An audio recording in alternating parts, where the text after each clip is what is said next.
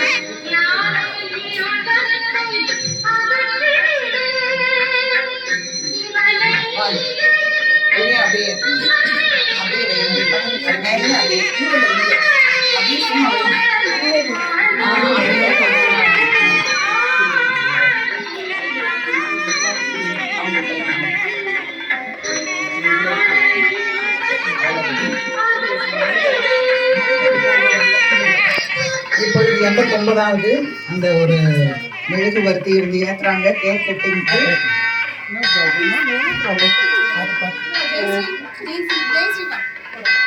ஜெயஸ்ரீ ஜெயஸ்ரீ வாங்க. அந்த விளக்க வந்து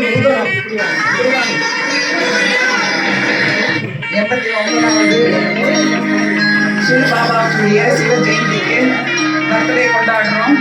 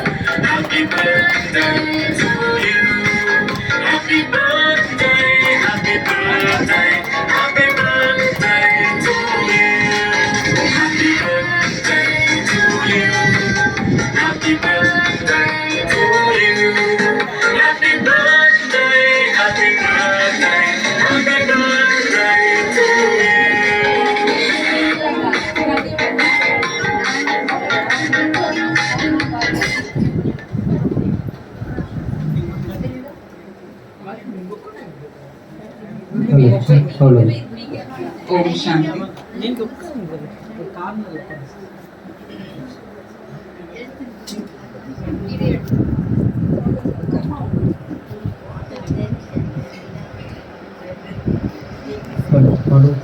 ஓம் சாந்தி.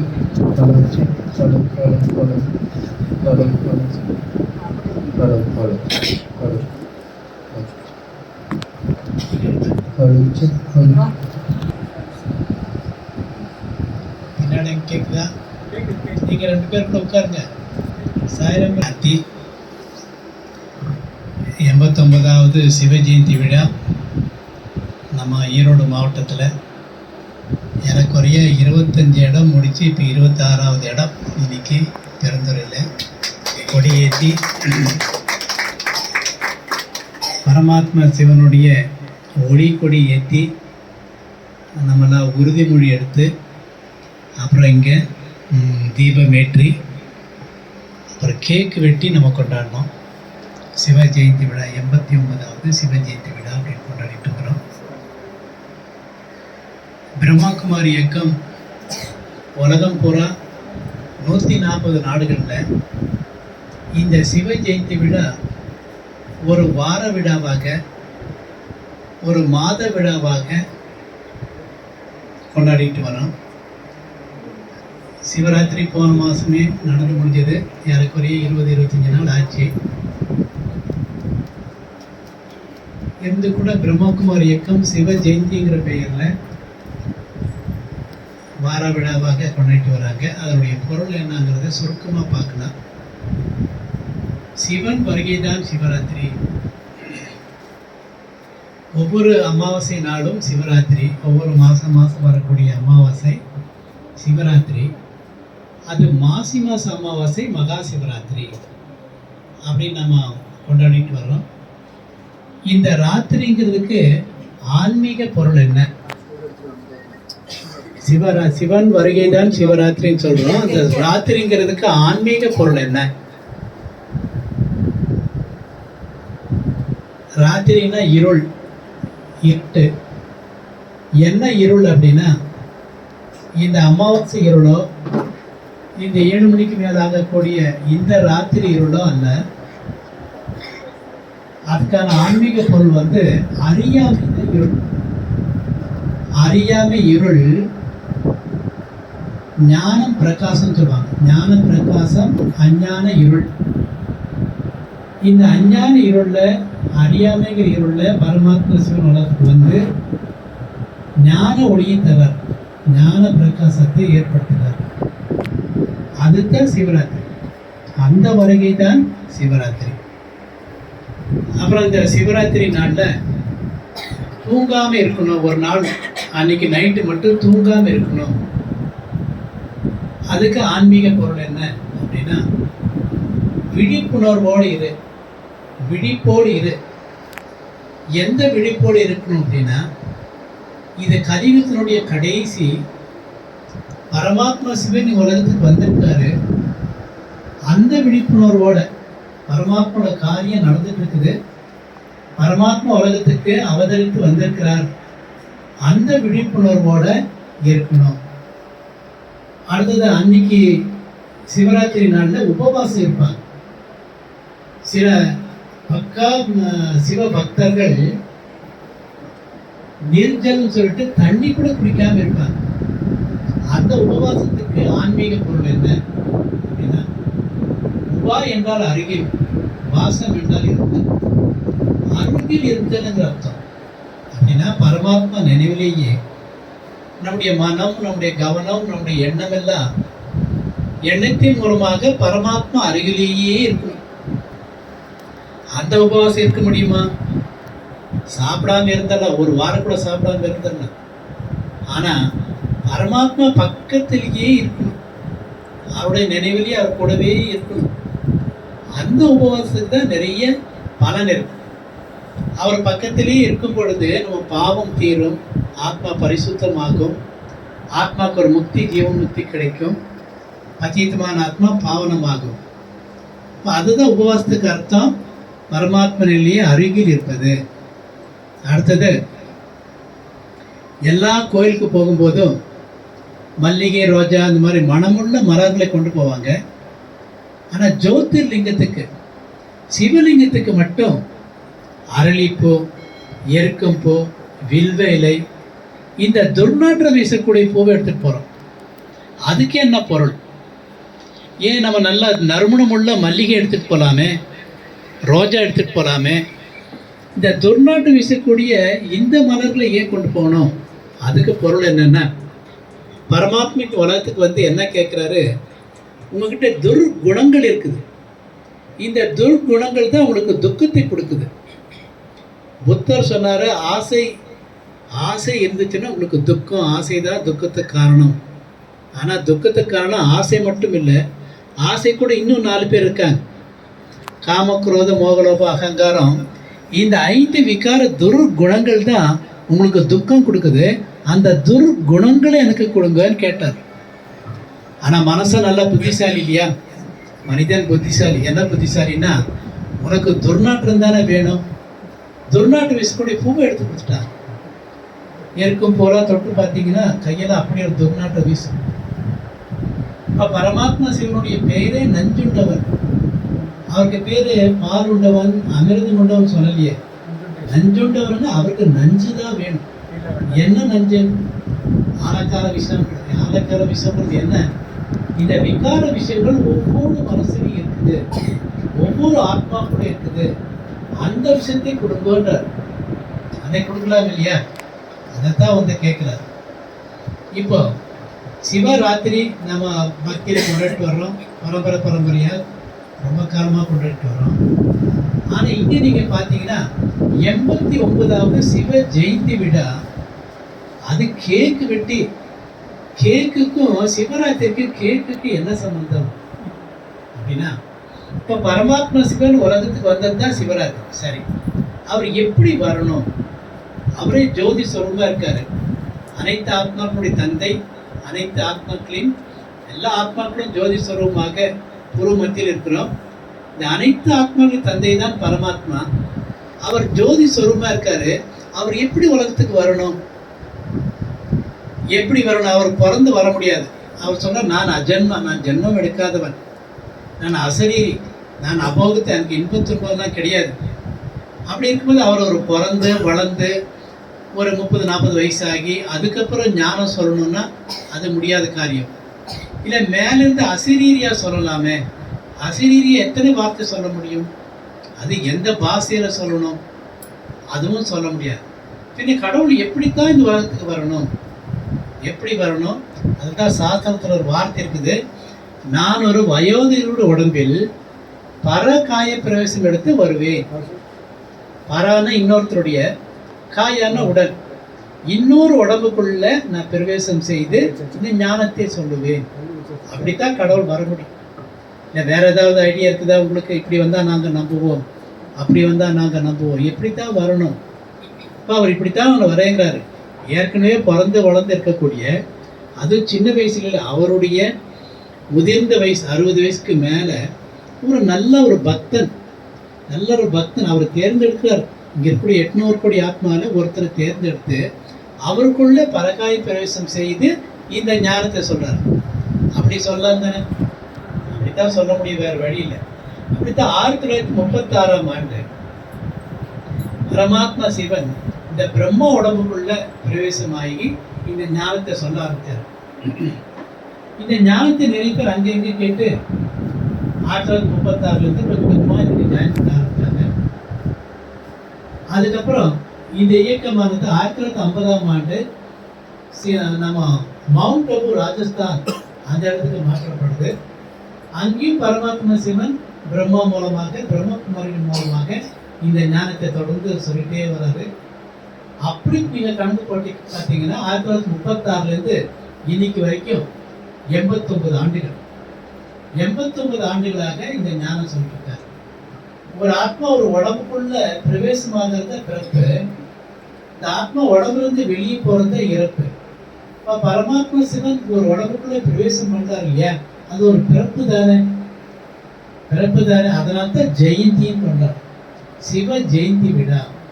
அதனால தான் 89 ஆண்டுகள் இந்த 89வது சிவ ஜெயந்தி. பிறந்த நாள் என்ன பண்ணுவாங்க? கேக் வெட்டி தீப ஏற்றி கேக் வெட்டி கொண்டாடுவாங்க தானே. அதனால் இன்னைக்கு பரமாத்மா சிவனுடைய பிறந்த நாள். அவர் வந்தோடனே கீதா ஞானமும் அப்போதான் பிறந்திருக்குது. அதனால் கீதா ஞானத்துக்கு பிறந்த நாள். அந்த ஞானத்தெல்லாம் கேட்டு நம்மளாம் அவருடைய குழந்தையாக இருக்கிறோம். அதனால் நமக்கும் பிறந்த நாள். இதுதான் சிவ ஜெயந்திக்கான பொருள். மீண்டும் உங்கள் எல்லாருக்குமே 89வது சிவ ஜெயந்தி விழா நல்வாழ்த்து கூறிக்கொண்டு வாய்ப்புக்கு நன்றி கூறி விடைபெறுகிறேன். ஓம் சாந்தி.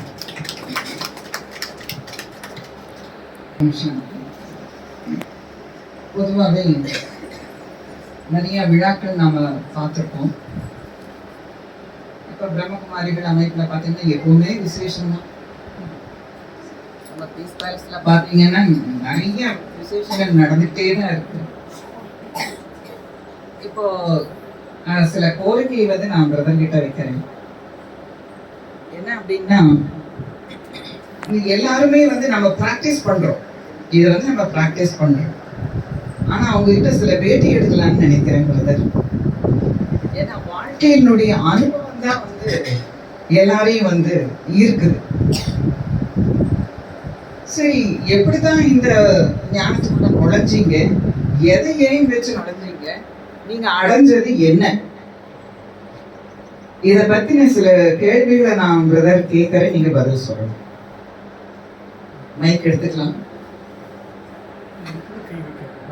நீங்க உட்கார்ந்தே கேளுங்க.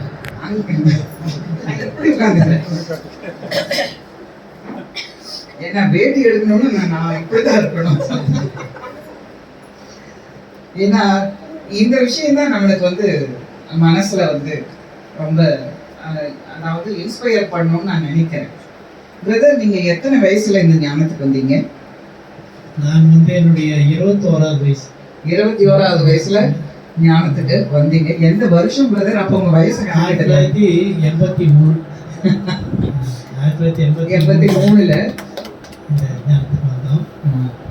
நீங்க வந்து இந்த ஞானத்துக்கு வரும்போது ஏன் தியானம் பண்ணணும்னு வந்தீங்களா, இல்ல எதுக்காக வந்தீங்க, உள்ள நுழைஞ்சீங்க?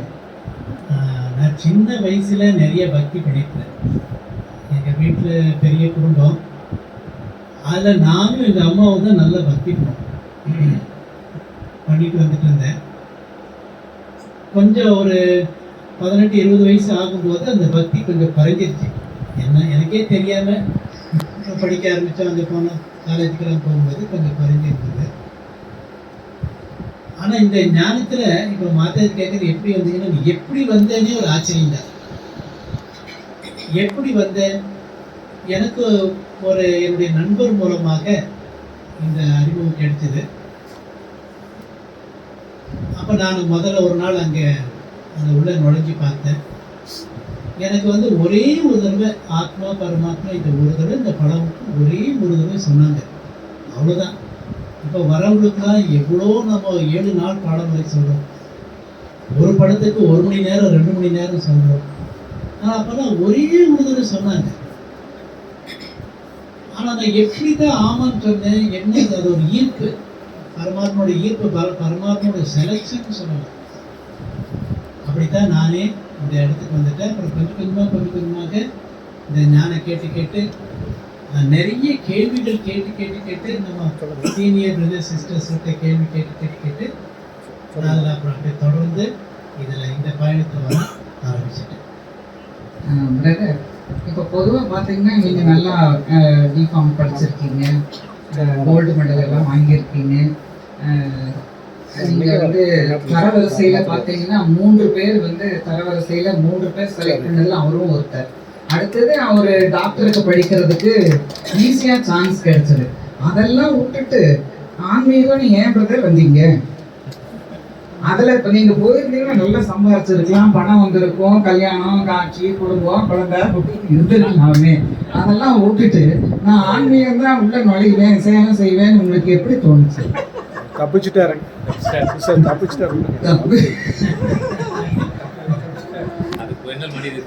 நான் இந்த கிளாஸ்க்கு அதுக்குள்ள வரும்போது அங்க 2 தாதிமார்கள் இருந்தாங்க. பிரம்மா பாபா கூட இருந்தாங்க. அந்த காலத்துல பிரம்மா பாபா கூட இருந்த 2 தாதிகள், யசோதா தாதி, ரத்தனமணி தாதின்னு 2 தாதிகள். 2 பேருக்குமே வயசாயிடுச்சு. 2 பேருக்குமே சுகர் பேஷண்ட் 2 பேரும். இப்போ நான் ஃபார்மசிஸ்டாக இருந்ததுனால நான் பார்த்தேன். அப்போல்லாம் அந்த சுகர் மாத்திரை சாப்பிடுவாங்க. அப்போ தான் பிளட் டெஸ்ட் இல்லை, யூரின் டெஸ்ட் பண்ணிட்டு தான் அப்புறம் பார்த்துட்டு அதுக்கு அந்த மாதிரி இன்சுலின் இன்ஜெக்ஷன்லாம் போடணும். அப்போ அதனால் நான் வந்த உடனே அந்த சேவை ஆரம்பிச்சிட்டேன். வந்த உடனே ஞானம் கூட அவ்வளோ புரியுதுன்னு சொல்ல முடியாது, ஞானம் கேட்டுக்கிறேன். ஆனால் ஏதோ ஒரு ஈர்ப்பு இதில் ரொம்ப ஒரு அட்டாச்மெண்ட். நான் என்ன அறியாமே இதில் ஃபுல்லாகவே சரண்டர் ஆகிட்டேன். அப்புறம் அவங்க கூட டெய்லி இருந்துட்டு அவங்களுக்கு ஊசி போடுறது, அவங்களுடைய யூரின் செக்கெல்லாம் பண்ணுறது, மாத்திரை மருந்துகள் கொடுக்குறது. அதுக்கப்புறம் என்னுடைய வேலைக்கு போயிட்டு சீக்கிரமாக வந்துடுவேன். அப்போ அவங்க கூடவே தான் இருப்பேன். அப்போ அவங்க ஒரு வார்த்தை கூட எனக்கு ஹிந்தி தெரியாது, ஒரு வார்த்தை கூட எனக்கு ஹிந்தி தெரியாது, அச்சாங்க வார்த்தை மட்டும் தெரியும். ஆனால் தாதிமார்களுக்கு ஒரு வார்த்தை தமிழ் தெரியாது, அவங்க கூடவே இருக்கும். ஒரு ஒரு பொருள் வேணும்னா அவங்க எந்திரிச்சு வந்து இந்த பொருள் சொல்லுவாங்க, உடனே அந்த பொருளை அந்த பேர் ஞாபகம் வச்சுக்குவேன். அப்படியே அவங்க கூட இருந்து தான் அது ஒரு நல்ல அனுபவம். அப்படித்தான் என்னுடைய ஆன்மீக பயணம் உறுதியாச்சு. அதில் ஒரு நிகழ்ச்சி என்னன்னா, அந்த யசோதா தாதி ரொம்ப பவர்ஃபுல். அவங்களாம் தாட் லீடர்ஸ். நம்ம பார்த்தோன்னே ஆளுக்கு நல்லா சொல்லிடுவாங்க. இப்போ அவங்க வந்து ட்ரான்ஸில் போவாங்க, மேலே ட்ரான்ஸில் போய் மெசேஜில் எடுத்துகிட்டு வருவாங்க. அவங்க ஒரு தடவை இந்த நம்ம போக் வைக்கிறோம் இல்லையா, போக் வைக்கும்போது அந்த டைமில் முன்னாடியெல்லாம் நம்ம யோகா பண்ணுவோம். என்னை கூப்பிட்டு பாபா உங்களுக்கு பூ கொடுத்தாரு அப்படின்னா ரொம்ப சந்தோஷமாக இருந்தது. பூ வாங்கினோம், பாபா உங்களுக்கு மேலே எமர்க் பண்ணி பூ கொடுத்தாரு, அது வாங்கினோம். இன்னொன்று வந்து தினம் அங்கேயே இருந்து அவங்க கூட இருக்கும்போது ஒரு அனுபவம் சொல்லட்டுமா? ஒரு அனுபவம் என்னன்னா, நான் ரொம்ப தூரம் ட்ரான்ஸ்ஃபர் பண்ணிட்டேன். ரொம்ப தூரம் ஒரு 60-70 கிலோமீட்டர் அந்த பக்கம் ட்ரான்ஸ்ஃபர் பண்ணிட்டாங்க, அந்த கூடலூருக்கு அந்த பக்கம். ஏன் ட்ரான்ஸ்ஃபர் பண்ணிட்டாங்கன்னா, ஒரு 50 ரூபாய் லஞ்சம் கொடுக்கல. 50 ரூபாய் கேட்டார் கிளர்க்கு. நான் இங்கே நல்லா அதில் கொடுக்க முடியாது, ரொம்ப தூரம் தள்ளி கொடுத்தேன். 60 கிலோமீட்டர் தள்ளி போட்டாங்க. அப்போ நான் வந்து அவ்வளோ தூரம் போகணுமா? இப்போ தான் இங்கே நுழைஞ்சிருக்கிறோம், இந்த தியானம் பண்ணுறோம், இந்த கிளாஸெல்லாம் கேட்டுட்டு இருக்கிறோம். இப்போ நான் அவ்வளோ தூரம் போகணும். அப்போ இந்த தாதிகளை இன்னும் யார் கவனிப்பாங்க? அப்புறம் நானும் ஆஃபீஸ் போய் பார்த்தேன், சூப்பர் போய் பார்த்தேன், எல்லாரும் போய் பாருங்கள், போய் சேருங்க, அப்புறம் பார்த்துக்கலாம் அப்படின்னலாம் கட்டி கழிச்சிட்டாங்க. அப்புறம் நான் தாதிகிட்ட இப்படித்தான் உட்காந்து டாக்டர் மாதிரி நான் தாதி உட்காந்துட்டு, தாதி என்ன ஒரே சோம்பலாக வரீங்க, என்ன ஒரு சோர்வாக வரீங்க அப்படின்னு கேட்டேன். தாதி ட்ரான்ஸ்ஃபர் போட்டாங்க, இவ்வளோ தூரம் ட்ரான்ஸ்ஃபர் பண்ணிட்டாங்க. ட்ரான்ஸ்ஃபர் போட்டாங்களா? ஏன் இவ்வளோ தூரம்? ரொம்ப தூரம். அங்கே போனால் தனியாக நம்ம வீடு வாங்கணும், நம்ம தனியாக சமைக்கணும், அது இடம் எப்படி இருக்குதோ என்னமோ தெரியலையே அப்படின்னு கேட்டுக்கோங்க. நீங்கள் பயப்படாதீங்க, நான் நாளை காலையில் நான் பாபா கேட்டுட்டு வரேன். அதாவது ட்ரான்ஸ்ஃபர் போய் கேட்பேன், நான் நாளைக்கு கேட்டு வரேன், பயப்படாது. சரி, அன்றைக்கி போயிட்டேன். காலையில் வந்து கூப்பிட்டாங்க, வந்து பாபா கிட்ட சொல்லிட்டேன். பாபா ஓகேட்டாரு. பக்கத்தில் தான், அவ்வளோ தூரம் இல்லை, பக்கத்தில் தான் ட்ரான்ஸ்ஃபரு. அதுக்காக சும்மா உட்காரக்கூடாது, நீங்கள் ட்ரை பண்ணணும். ட்ரை பண்ணணும்னா தான் எல்லாம் ட்ரை பண்ணிட்டேனே, ஆஃபீஸரை பார்த்து சொல்லுங்க, எல்லாம் ட்ரை பண்ணிட்டேன், வேறு என்ன தாதி பண்ணுறது, எல்லாமே ட்ரை பண்ணிட்டேனே இப்படின்னு தாதி கூட பேசிகிட்டு இருக்கும்போது ஒரு டிஎன்இபி எலக்ட்ரிக் போர்டில் எக்ஸிக்யூட்டிவ் இன்ஜினியர் பிரதர் ராமகிருஷ்ணன் சொல்லிட்டு அவர் அப்போ தான் உள்ளே வராரு. சென்டருக்குள்ளே வந்துட்டு, என்ன தாதி கூட என்ன பேசிகிட்டு இருக்கீங்க, என்ன நீங்கள் 2 பேரும் டிஸ்கஸ் பண்ணுறீங்க அப்படின்னு கேட்டார். இப்போ நான் சொன்னேன், பிரதர் இப்படி ட்ரான்ஸ்ஃபர் போட்டாங்க.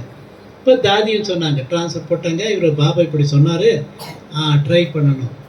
உங்கள் ஆஃபீஸில் எனக்கு நல்லா தெரியுமே, பாருங்க பாபா இப்படி அனுப்புகிறாரு, உங்கள் ஆஃபீஸில் எனக்கு நல்லா தெரியுமே, நாங்கள் ரெண்டு நல்ல ஃப்ரெண்ட்ஸு. சரி, நான் வந்து சொல்கிறேன் அப்படின்னாரு. சரி, நான் அவரை கூட்டிகிட்டு போனேன் ஆஃபீஸரு. ஆமாம், அவர் ஊட்டியில் தானே இருந்தார். அப்போ அவர் வந்து எங்கள் ஆஃபீஸரை பார்த்தாரு, 2 பேர் பேசினாங்க. அப்புறம் சொன்னார், என்ன மாதிரி தான் இவரும் ஃபாலோ பண்ணுறாரு, சாப்பாடு விஷயமெல்லாம் இவங்களே கையிலே பண்ணி சாப்பிடுவாங்க, தூரம் போட்ட கொஞ்சம் கஷ்டம் தான் சொன்ன பின்னாடி, சரி நான் கம்மியை மாற்றிடுறேன்னு சொல்லிட்டு ஊட்டியிலேருந்து ரொம்ப பக்கம் 8 கிலோமீட்டர் கேத்திங்கிற இடம் அங்கே போட்டேன். பார்த்தீங்களா, பாபா பக்கத்திலேயே கொடுத்துட்டாரு அப்படின்னு சொல்லிட்டு அந்த மாதிரி ஒரு அனுபவம். அந்த மாதிரி தாதி கூட இருந்ததுனால அதுல இருந்து இன்னொன்று என்னன்னா, அன்னைக்கு டாக்டர்மா சொன்னாங்க, சைக்கியாட்ரிஸ்ட் பக்கத்துல போகக்கூடாது, ஏன்னா எல்லாமே தெரிஞ்சுக்குவாங்க இல்லையா? ஆமா இல்லையா, என்ன சொல்லுவாங்க. அந்த மாதிரி தாதி வந்து டக்குன்னு கவனிச்சுக்குவாங்க, நம்மளோட மனநிலை எப்படி இருக்குது, சந்தோஷமா இருக்கிறாமா, ஏதோ பிரச்சனையா பார்த்தோம்னா அவங்க தாட்டிட. இன்னொரு தாதி இருக்காங்க, அவங்களும் அதே மாதிரி தான், அவங்க நல்லாவே ட்ரான்ஸ்ஃபர்லாம் போய் பண்ணக்கூடியவங்க. இப்போ அவங்களுக்கு சேவை பண்ணக்கூடிய ஒரு வாய்ப்பு கிடைக்கும். சேவை பண்ணி தான் அப்படியே நம்ம இதில் பார்க்கலாம். பிரதர், இப்போ நீங்கள் வந்து தாதி கிட்ட போறீங்க, அவங்க வந்து எல்லாம் பாலனை பண்ணாங்க. உங்கள் வீட்டில் அப்பா அம்மா ஒன்றுமே சொல்லலையா அவங்கள? இப்படி எல்லாம் போயிட்டியா, சாமியாரா போயிட்டியா, வீட்டை கவனிக்க மாட்டியா, அப்படியெல்லாம் சொல்லலையா அவங்கள? அம்மா ஏறக்குறையவே நான் போய் முதல்ல அம்மாவுக்கு சொல்லும்போது அம்மா ஏறக்குறைய அம்மாட்டாங்க. அம்மா நமக்கு சப்போர்ட் தான். சரி. அப்புறம் நான் வந்து இதெல்லாம் அதுவும் சாப்பிட மாட்டேன், இது சாப்பிட மாட்டேன்னா அம்மா ஓகே. ஏன்னா அவங்க ஏற்கனவே பக்தியில் இருக்கிறதுனால அவங்க ஓகே. அப்பா அப்புறம் அண்ணன் தம்பிங்க இவங்களுக்கு நான் சமாளிச்சிட்டேன். ஆனால் எங்கள் மாமா, எங்கள் பெரியப்பா பையன் இவங்கள சமாளிக்கவே முடியல. கிராமத்தில் யாரையும் சமாளிக்க முடியல. நீ இந்த மாதிரி ஆயிட்டு நீங்கள் குடும்பத்துக்கு கேவலம், நீ இப்படி ஆயிட்டு அடிக்காத குறை. மாமா ஆகட்டும், இந்த பெரியம்மா பையெல்லாம் என்னை அடிக்காத குறைதான். அப்புறம் நிறைய கிரிட்டிசிசம் இருந்தது, நிறைய கிரிட்டிசைஸ் பண்ணாங்க, எதோ சொன்னாங்க, எதோ ட்ரை பண்ணி பார்த்தாங்க. நான் ரொம்ப தீவிரமாக இந்த சேவையில் இருந்ததுனால, ரொம்ப இதுலேயே காலையிலிருந்து சாயந்தரம் இருக்கும், இதுவே இருந்ததுனால கொஞ்ச நாள் ரொம்ப வற்புறுத்தினாங்க. அப்புறம் மெதுவாக அப்புறம் நம்ம அதாவது வந்த உடனே எங்கள் கிராமத்தில் 300 வீடு, 300 வீட்டுக்கும் இந்த பரமாத்மாவோட ஸ்டிக்கர் எடுத்துகிட்டு போய் அந்த பூஜை ரூமில் ஒட்டி, சில இடத்துல ஓம் சாரியை ஒட்டி, எல்லாத்துக்குமே அந்த நோட்டீஸ் எல்லாம் கொடுத்து எல்லாருக்கும் எல்லா வீட்டுக்கும் போய் எல்லாருக்கும் சொல்லிட்டு வந்துட்டேன். அப்புறம் எங்கள் அம்மா கூட 9 அம்மாவுக்கு 3 மாமாவுக்கு 9 பேர் 9 ஊர், அந்த ஊருக்கெல்லாம் போய் அவங்களுக்கெல்லாம் இந்த படம் கொடுத்து ஸ்டிக்கர் ஒட்டி அவங்களுக்கெல்லாம் எல்லாம் சொல்லி அப்படி ரொம்ப தீவிரமாக இருந்ததுனால சொல்லி சொல்லி சொல்லி பார்த்தாங்க. சரி, அவர் ரொம்ப தீவிரமாக இருக்காருன்னு அப்படியே தனி தடிச்சு விட்டுட்டாங்க. சரி. ரொம்ப சந்தோஷம்ன்றது. இப்போ நீங்க இவ்வளவு தூரம் சர்வீஸ்ல இருக்கீங்க, கிட்டத்தட்ட 40 வருஷமா இருக்கீங்க. இதுல பல சேலஞ்சஸ் எல்லாம் நீங்க சந்திச்சிருப்பீங்க. அந்த சில சமயம் எப்படி சமாளிக்கிறீங்க? நீங்க பல விஷயங்கள் வந்து உங்களை சுத்தி நடக்கும், உங்களுக்கு கோபம் வர மாதிரி நடக்கும். இப்போ உதாரணத்துக்கு எடுத்துக்கலாம், இப்போ நீங்க என்ன ஒரு கண்ணாடி பொருளை கொண்டு போய் அங்க வெய்யிங்கிறீங்க, நான் வீச்சலாரன்னு போட்டு உடைச்சிடுறேன். அப்போ ஒரு கோபம் வருமா வராத? என்ன பண்ணுவீங்க? நான் அப்படி உடைச்சிட்டேன்னா பத்திரமா வைக்கிறேன். அந்த நேரத்துல பாபாவுடைய ஞானம் உங்களுக்கு எப்படி ஹெல்ப் பண்ணுது? அதை நீங்க ஃபாலோ பண்ணியிருக்கீங்களா இல்ல திட்டிருக்கீங்களா? அதாவது இது வந்து பரமாத்மாவுடைய ஒரு வரம்னு சொல்லலாம், வரதானம்னு சொல்லலாம். ஞானத்துக்கு வந்த உடனே முதல்ல வந்து நம்ம தாதி சொல்லி கொடுத்தது ரொம்ப அமைதி அமைதி அமைதி. இது சொல்லுவாங்க, அது எப்படி சொல்லுவாங்கன்னா அமைதி அமைதி அமைதி சொல்லு அப்படிம்பாங்க. அப்படியே அந்த அமைதி தான் முதல்ல தாரணை பண்ணும். அமைதி. அப்போ அமைதி இருந்தேன். இப்போ நான் ஒர்க் பண்ணுற இடத்துலயே ஒரு ஆடிட்டர் பிரதர் இருந்தார். அவர் ஆக்சுவலாக அவருக்கு ஒரு அல்சர் வந்து அவருக்கு ஆப்ரேஷன் பண்ணி அவர் மெதுவாக நடக்கிறார். அந்த விஷயம் எனக்கு தெரியாது. ஓ, யோகின்னா இப்படித்தான் நடக்கணும், மெதுவாக அவருக்கு உடம்பு சரியில்லை. ஆனால் எனக்கு அது இன்ஸ்பிரேஷன் என்னன்னா, இப்படித்தான் மெதுவாக பேசணும், மெதுவாக நடக்கணும், வேகமாக. அப்போ சின்ன வயசு தானே, 21 வயசுல எப்படி இருக்கும், அந்த மாதிரி அப்புறம் மெதுவாக பேசணும். அது வந்து முதல்ல எனக்கு அது தாரணை. தாதியும் அப்படி சொல்லி கொடுத்தது சைலண்ட் அமைதி அமைதி அமைதி. அதுதான் எனக்கு வந்தது. உள்ளுக்குள்ள கொஞ்சம் ஆவேசம் வந்தாலும் வெளியே நான் என்னுடைய இதில் யாருமே சத்தம் போட்டு சண்டை போட்டு பண்ணது மாதிரி இல்லை. அந்த மாதிரி ஒன்றுமே எந்த மாதிரி வந்திருந்தாலும் நிறைய சந்தர்ப்பம் வந்திருக்குது. உள்ளுக்குள்ள கொஞ்சம் டிஸ்டர்பாக இருந்திருந்தாலும் ஆனால் வெளியே நான் அந்த மாதிரி சண்டை போட்டு சத்தம் போட்டு அப்படி இருந்தது இல்லை. அதுதான் அந்த முதல்ல இருந்தே அது ஒரு காரணம் இருந்தது. ஆனால் இருந்தாலும் சோதனைகள் வராமல் இல்லை, நிறைய சோதனைகள் தான் வருது. ஒரு பாதையில் போகும்போது அதில் நிறைய தடைகள் நிறையெல்லாம் வரும். எல்லாம் எப்படி நம்ம கிரிட்டிசைஸ் பண்ணுவாங்க. அப்புறம் நான் கண்டிப்பாக கிரிட்டிசிசம் எல்லா இடத்துலையும் இருக்குது, ஆஃபீஸ்லேயும் இருக்குது. அதில் இன்னொன்று பாருங்க, ஒரு பக்கம் அப்படி சொன்னாலும் இன்னொரு பக்கம் நம்ம மேல ஒரு மதிப்பு மரியாதை இருக்குது. இந்த பேட்ச் போடும்போது நான் பெரிய ஆஃபீஸர், இப்போ டாக்டர் மாதிரி பெரிய ஆஃபீஸர் வந்தால் பேட்ச் எடுத்து உள்ள போட்டுக்குவேன். ஏன்னா எதையாவது அவங்க சொன்னாங்கன்னா நம்ம வேணா கேட்டுக்கலாம், இந்த பேட்ச் இது போட்டால் சரியில்லை. அப்புறம் போக போக கொஞ்சம் தைரியம், பாபா சொன்ன மாதிரி அந்த சோமான் வந்துருக்கு. நம்ம யாரு, பரமாத்மா செலக்ட் பண்ணியிருக்காரு, நம்ம மாஸ்டர் சர்வசக்திவார், நம்ம அவருடைய பரமாத்மா குழந்தையாச்சே, நம்ம ஏன் அது பேட்ச் போட்டுக்கிட்டே இருக்கோம். எந்த பெரிய ஆஃபீஸர் வந்தாலும் முதல்ல இது என்ன பேட்ச் அப்படின்னு கேட்பாங்க. நான் ஒண்ணுமே சொல்ல மாட்டேன், கூட இருக்கிறவங்க எல்லாமே சொல்லிடுவேன். சார் இவர் வந்து தியானம் பண்றாரு, இவர் காலையில எழுந்திரிச்சு தியானம் பண்றாரு, இவர் இது சாப்பிட்றதில்ல அது சாப்பிட்றதில்ல அப்படிலாம் அவங்களே எல்லாமே சொல்லிடுவாங்க. அவர் அப்படியா அப்படி என்னன்னு சொல்லுவார். அப்புறம் நான் ஒன்று 4 வார்த்தை அந்த சாக்கில் 4 வார்த்தை சொல்லுவேன். அப்புறம் மெட்ராஸில் அண்ணா நகரில் இருக்குது, நீங்கள் அங்கே பெரிய ஆஃபீஸர் அங்கேருந்து தான் வராங்க. அதெல்லாம் கேட்டுட்டு அப்படி கேட்டுட்டு இன்ஸ்பெக்ஷனை மறந்துடுவார் பாருங்க. அது இப்படி என்னையே பேசி விசாரித்து அதெல்லாம் பண்ணிவிட்டு இன்னும் எல்லாம் மற்றதெல்லாம் பார்த்துட்டு போயிடுவாங்க. அந்த மாதிரி நிறைய பெரிய ஆஃபீஸர்ஸ் கூட நமக்கு நல்லா பழக்கின்றது. டிஸ்ட்ரிக்ட் ஆஃபீஸர்ஸ் கூட நம்ம சென்டருக்கு வந்து போனதுனால நமக்கு அவங்க கூட நல்லா பழக்கிறது. அந்த மாதிரி தான் நம்ம ஆன்மீக வாழ்க்கையில் ஒரு அமைதிங்கிறது அது முதல்ல இருந்து ஒரு தாரணையாகும். அதாவது அமைதி கடலான சிவ தந்தையினுடைய குழந்தைகள் நாம அந்த அமைதிங்கிறத ப்ராக்டிஸ் பண்ணும்போது எப்பேற்பட்ட சூழ்நிலைகளையும் நாம சந்திக்க முடியும் அப்படிங்கிறது தான் உங்களுடைய அனுபவத்துல நம்ம தெரிஞ்சிட்டோம். அதனால பிரதருடைய அனுபவங்களை நம்ம கேட்டோம், பெரிய கிளாப் பண்ணிடலாம் நம்ம அவங்களுக்கு. பிரதரே, நான் ஒரு ஓஸ்டாந்தி, முதல்ல நீங்கள் இங்கே வரப்போ வந்து வீட்டிலலாம் கிரிட்டிசம் வந்துன்னு சொன்னீங்க, இப்போ எப்படி ஃபீல் பண்ணுறாங்க? எப்படி இருக்குது அப்படின்னா, நான் ஞானத்துக்கு வந்துட்டேன், எங்கள் அம்மாவும் கேட்டு வந்துட்டாங்க. எங்கள் பெரியம்மா பொண்ணு அவங்களும் அவங்க வில்லேஜ் ஹெல்த் நர்ஸ். அவங்க முதல்ல ஓம் சக்தி பராசக்தின்னு இருந்தாங்க. அப்புறம் அவங்களுக்கு கொஞ்சம் கொஞ்சமாக ஞானம் சொல்லும்போது அவங்களும் என்னை மாதிரி ஃபாலோ பண்ண ஆரம்பிட்டாங்க. இப்போ நானும் எங்கள் பெரியம்மா பொண்ணு 2 பேரும் இந்த ஊருக்கு போகும்போது முதல்ல எங்கள் மாமா எங்கள் பெரியவங்களாம் ரொம்ப திட்டுவாங்க, சண்டை போடுவாங்க. இப்போ ஒரு 10 வருஷத்துக்கு முன்னாடி நாங்கள் போகும்போது இந்த மாமா என்ன சொன்னார்னா, இப்போல்லாம் உங்களை வாங்க போங்கன்னு சொல்லணும், உங்கள் நிலையே உயர்ந்து போயிடுச்சு. ஒரு காலத்தில் அடிக்க வந்தது மாமா வந்து வாங்க போங்க பேசுவாங்க, அப்படியே அடிக்க வந்தவர் அவரே சொல்றாரு, உங்களை நாங்கள் வாங்க போங்கன்னு பேசணும், நீங்கள்லாம் ரொம்ப உயர்ந்த நிலைக்கு போயிட்டீங்க.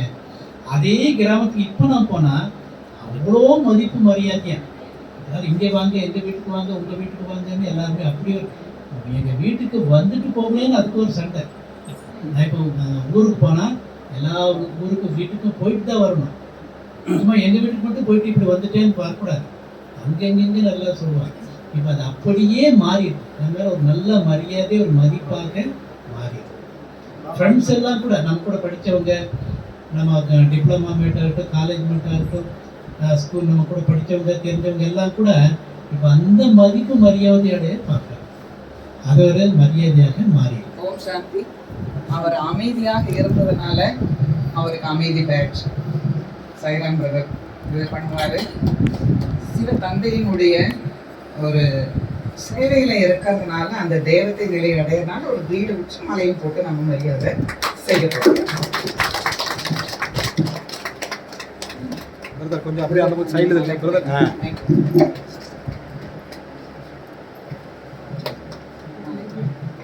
சக்திவேல் பிரதர் மாலை போடுவாரு. லீடர் வைப்பாங்க சாந்தி மதர்.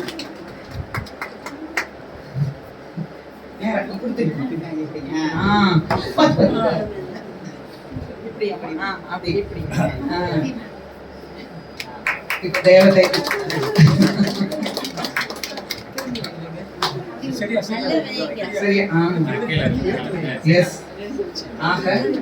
நாம பரமாத்மாவுக்கு சேவை செய்யும் பொழுது நம்முடைய நிலை லாஸ்ட்ல என்னவாகுது, தேவதை ஸ்டேஜ்.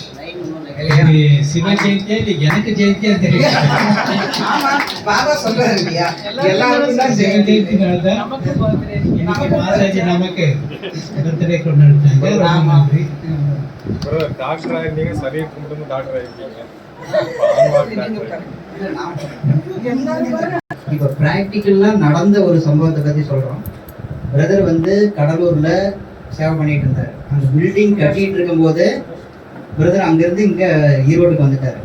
அந்த பில்டிங் ரெடி ஆகிட்டு இருக்குது.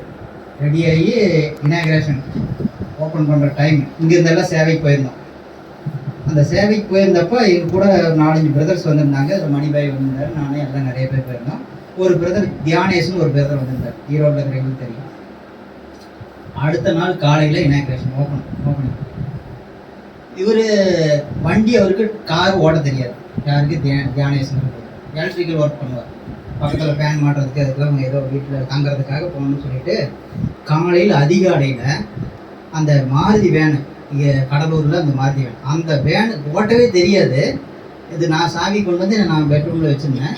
அவர் எப்படி யாருக்கு தெரியாமல் எடுத்துக்கிட்டு அந்த வண்டியை எடுத்துக்கிட்டு ஒரு இடத்துல போய் சேர்ந்துட்டா கூட பரவாயில்ல, போனவர் ஒருத்தர் மேலே ஒருத்தர் ஹேண்டிகேப்ட் நடந்துட்டு போனவரை அவர் மேலே இடித்து அந்த செவுத்துல கொண்டு போய் இடித்து வண்டி நிறுத்திட்டார்.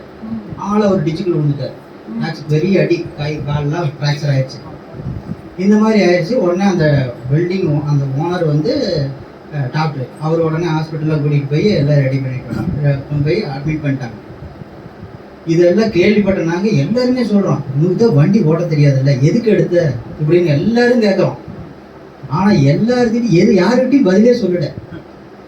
ஆனால் ரவி பிரதர் ஒரு வார்த்தை அவர் கேட்கல, இன்னும் கேட்கல அவர்கிட்ட. அப்புறம் கேட்டேன். அன்னைக்கு வந்து இனாகரேஷன் நாள் எல்லாருமே அதில் ப்ரோக்ராமில் இருக்கிறோம். அந்த டைம்ல எனக்கு கேட்கல, ஆனால் அதுக்கப்புறம் கேட்கணும் தானே, கேட்கணும். அப்புறம் அவ்வளவு பொறுமையாக இருந்துட்டாரு. நம்மளா இருந்தால் என்ன பண்ணுவோம், எதுக்கு வண்டி எடுத்த, நீ இன்னும் ஓட தெரியாதுல்ல, எதுக்கு எடுத்த, ஏன் எடுத்த அப்படின்னு எவ்வளவு இதாக கேட்டிருப்போம், எவ்வளோ டென்ஷன் ஆகிருக்கும். ஆனால் அடுத்த நாள் காலையில் என்ன ஆகிடுச்சுன்னா அவ்வளோ ப்ரோக்ராம் இருக்குது. இப்படி ஒரு ஹாஸ்பிட்டல் போக வேண்டியது ஒரு சம்பவம் நடந்துச்சு. ஆனால் அதுக்கப்புறம் அந்த டாக்டரே வந்துட்டு எல்லா செலவும் நான் பார்த்துக்கிறேன் அப்படின்னு சொல்லிட்டு எல்லாம் பக்கத்தில் தெரிஞ்சுங்கிறதுனால எல்லாம் ரெடி ஆயிடுச்சு. அவருக்கு லைசன்ஸும் இல்லை, அவருக்கு ஓட்ட தெரிஞ்சால் தான் லைசன்ஸ் எடுப்பார். அப்புறம் அது கேஸ் ஆயிடுச்சு.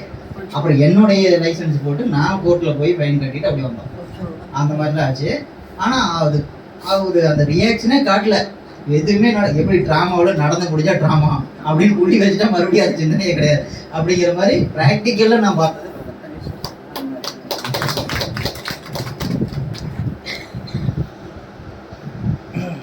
இப்போ ரவி பிரதருடைய இதை கேட்டோம். அடுத்ததா நம்ம சிஸ்டர்ஸும் எல்லாம் சரண்டர், குமார் பாய், இப்போ சிஸ்டர்ஸும் வந்து சரண்டர் ஆகியிருக்காங்க. இதில் அவங்களுடைய லைஃப்பை வந்து நாம ஷேர் பண்ணிக்கலாம், என்ன அனுபவம் வந்து எடுத்தாங்கன்னு. சபிதா சிஸ்டர் வாங்க. சபிதா சிஸ்டர் அவங்க பாபாவுக்காக அர்ப்பணம் ஆனாங்க. ஆனால் அவங்கள பார்த்தா எங்களுக்கெல்லாம் கொஞ்சம் பயம். ஏன் அப்படின்னா கொஞ்சம் ஸ்ட்ரிக்ட். அவங்க ஸ்ட்ரிக்ட்னா என்ன அப்படின்னா, லவ்லியத்திலேயே அவங்க வாழனா இருந்தவங்க பசங்களுக்கெல்லாம். அப்போ எப்படி இருப்பாங்க, லான்னா லா தான், அதை மீறி அவங்க செய்ய விடமாட்டாங்க. அந்த அளவுக்கு வந்து லா அண்ட் லவ். அவங்க விசேஷம் என்ன அப்படின்னா, அவங்க கிட்ட ஒரு பொறுப்பு ஒப்படைச்சிட்டிங்கன்னா A to Z வந்து ரொம்ப கிளீனாக பண்ணுவாங்க. சுத்தம் அப்படிங்கிறதுல அவங்கள மிஞ்சி நாங்கள் பார்த்ததே இல்லை. அவ்வளோ கிளீனாக பண்ணுவாங்க. அது அவங்களுடைய ஸ்பெஷாலிட்டி. அவங்க இருக்கிற இடத்துல பார்த்தீங்கன்னா ஒரு சின்ன தூசு கூட இருக்காது. அந்த அளவுக்கு அவங்க கிளீனை வந்து மெயின்டைன் பண்ணுவாங்க. மற்றவங்ககிட்ட அது எதிர்பார்க்கறதா இப்போ பிரச்சனை, வேற ஒன்றும் இல்லை. ஸோ அவங்ககிட்ட சில கேள்விகள். சிஸ்டர், நீங்கள் வந்து அவர் வந்து ஒரு அனுபவம் சொன்னார். இப்போ உங்களை பொறுத்த அளவில் இப்போ பொதுவாக பார்த்தீங்கன்னா, நான் வந்து கடவுளை அனுபவம் செய்கிறேன் ஒவ்வொருத்தரும் சொல்கிறாங்க. எனக்கு புரியல சிஸ்டர், கடவுளை அனுபவம் செய்யறதுனா என்ன? நான் ஏன்னா கடவுளை பார்க்க முடியாதுன்னு சொல்லிட்டாங்க. கடவுளை வந்து பார்க்க முடியாது. ஏன்னா சிவன் வந்து தரிசனத்துக்கு நேரடியாக பார்க்க முடியாதவர். அவர் வந்து ஜோதியா இருக்கக்கூடியவர். அவரை வந்து நம்ம பிரம்மகுமாரிகள் அமைப்புல வந்து நாங்க வந்து சேர்ந்தோம் வச்சுக்கோங்க, நீங்க கடவுளை அனுபவம் செய்யணும்னு சொல்லுவாங்க. நீங்க கடவுளை எப்படி அனுபவம் செய்யறீங்க? ஓம் சாந்தி. இப்போ பார்த்தீங்க அப்படின்னா உலகத்துல கூட சயின்ஸ்ல 2 விஷயத்த சொல்றாங்க. 2 விதமான, ஒன்னா விசிபிள், அதாவது பார்க்கக்கூடியது ஒண்ணு, கண்ணுக்கு புலப்படாதது. இப்போ நம்மளுடைய ஃபீலிங்ஸ்லாம் பார்த்தீங்கன்னா சந்தோஷத்தை யாருக்காச்சும் வெளிப்படுத்த முடியுமா? இல்லை எனக்குள்ள ஒரு சோகம் இருந்துச்சுன்னா அதை யாருக்காச்சும் வெளிப்படுத்த முடியுமா? நான் இவ்வளோ சோகமா இருக்கேன், இவ்வளோ சந்தோஷமா இருக்கேன் அப்படின்னு சொல்ல முடியுங்களா? ஸோ நம்ம ஃபீலிங்ஸை கொஞ்சம் நம்ம சொல்ல முடியும், ஆனால் ஃபுல்லாக என்ன பண்ண முடியாது. ஸோ அது மாதிரி இப்போ காற்று இருக்கு, அது ஃபீல் பண்ணுறோம் இல்லையா, ஃபேன் ஓடுது காற்று அப்படின்னு ஃபீல் பண்ணுறோம், ஆனால் நம்ம என்ன பண்ண முடியாது, பார்க்க முடியாது இல்லையா. ஸோ அப்போ நான் ஃபஸ்ட்டு கிளாஸ்க்கு போகும்போது எனக்கு பக்தி ரொம்ப, ஏன்னா பக்தியில் வந்து பார்த்தீங்கன்னா எனக்கு வந்து சிலைகள் முன்னாடி போய் வர்ஷிப் பண்ணும்போது நான் நினைப்பேன், என்னது நம்ம பேசிட்டே இருக்கோம், அவர் ஏன் பேச முடியும், கடவுளா பேச மாட்டேங்கிறாரு. ஆமா, ஏன் பேச மாட்டேங்கிறாரு? அப்ப நம்மளை விட சக்தியில ஹையஸ்ட் அப்படின்னா அவர் நமக்கு நம்மள மாதிரி, நம்மளே ஒரு மனிதன், நமக்குள்ள ஒரு உணர்வுகளை ஷேர் பண்ணும்போது அவர் என்ன பேசுறாருன்னு எனக்கு தெரியணுமே அப்படிங்கிறது தேடல் இருந்துச்சு. கடவுள் அப்படின்னா நல்ல ஒரு வேர்ல்ட, இந்த சண்டை இந்த மாதிரி அது இருக்கக்கூடாது, உயர்வு தாண்டி இந்த மாதிரிலாம் பார்க்கும்போது சின்ன வயசுலயே எதுக்கு இந்த மாதிரி எல்லாம் கடவுள் படைச்சிருக்காரு, கடவுள் மட்டும் எனக்கு முன்னாடி நின்னாலும் நான் நிறைய கேட்பேன் அப்படின்னு தான் நினைச்சேன். இப்போ மெடிடேஷன் பண்றது ரொம்ப பிடிக்கும் சைல்ட்ஹுட்ல இருந்து. நான் நன்ஸ் எல்லாம் பார்க்கும்போது அவங்கள போல ஆகணும் அப்படின்னு, ஆனா தைரியம் இல்லை, ஏன்னா அந்த அளவுக்குலாம் ரொம்ப பயம்தான். ஃபேமிலி பேக்ரவுண்ட்ல வந்து இன்னுமே பயம்தான்.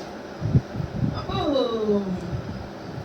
சரி மெடிடேஷனுக்கு போகும்போது ஃபர்ஸ்ட் செல்ஃப் ரியலைசேஷன், தன்னை யாருன்னு உணர்றது சொல்லும் போதே எனக்கு இதுதான் 100%. அந்த அன்னைக்கே நான் உண்மையாலுமே நான் வந்து அது அப்படியே 100% இதுதான் சத்தியம். ஏன்னா நான் ஃபீல் பண்ணினேன், ஃபீல் பண்ணிட்டு அதோட எக்ஸ்பீரியன்ஸ் பண்ணினேன். நான் ஃபர்ஸ்ட் டேவே நான் கடவுளை பத்தி எப்படி தெரிஞ்சுக்கிறதுங்கிறது.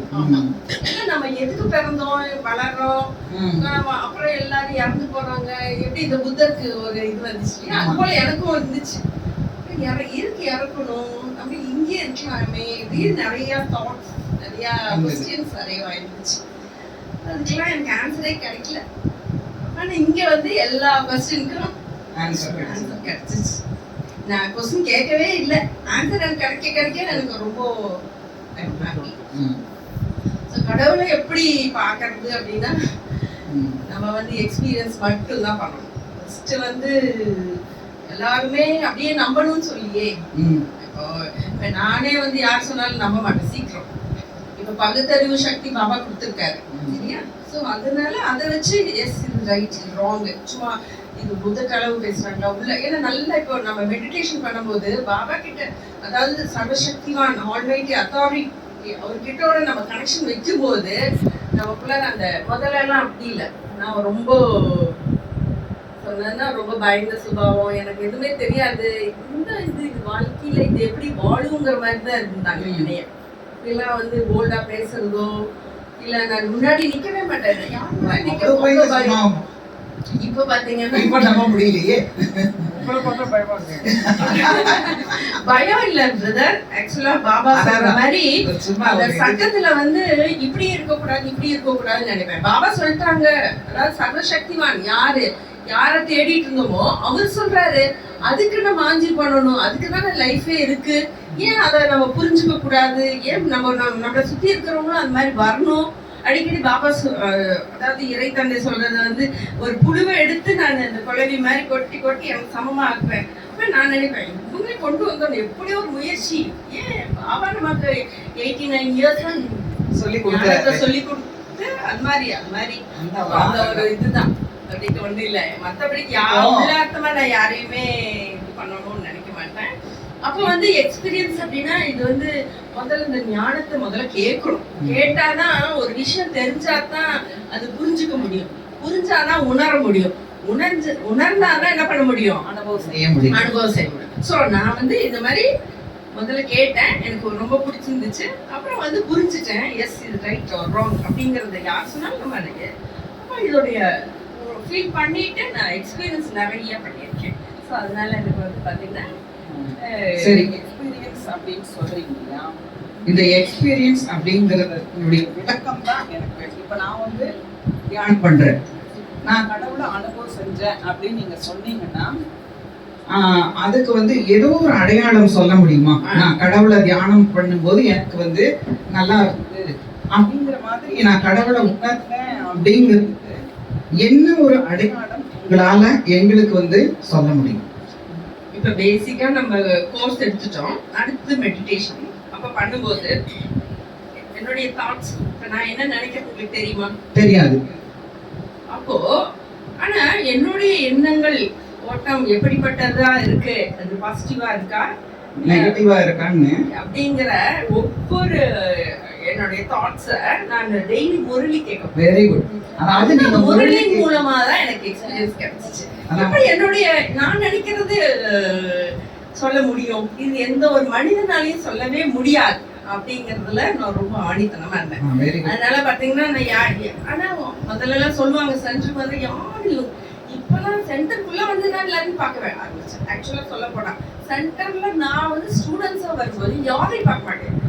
எல்லாமே சொல்லுவாங்க வேற டிஃப்ரெண்ட். நான் வருவேன், கிளாஸ் முடிச்சுட்டு நான் பாட்டு போவேன், யாரையும் பார்க்க மாட்டேன். ஏன்னா பாபா இப்ப சென்டர்ல பாபா ஏன் பாபா எனக்கு இங்க ஒரு பொறுப்பை கொடுத்து இருக்கீங்க அப்படின்னு நினைப்பேன். ஏன்னா கரெக்ட் பண்ணணும், செய்யணும், இது பாபாவுடைய காரியம், பெர்ஃபெக்டா இருக்கணும்.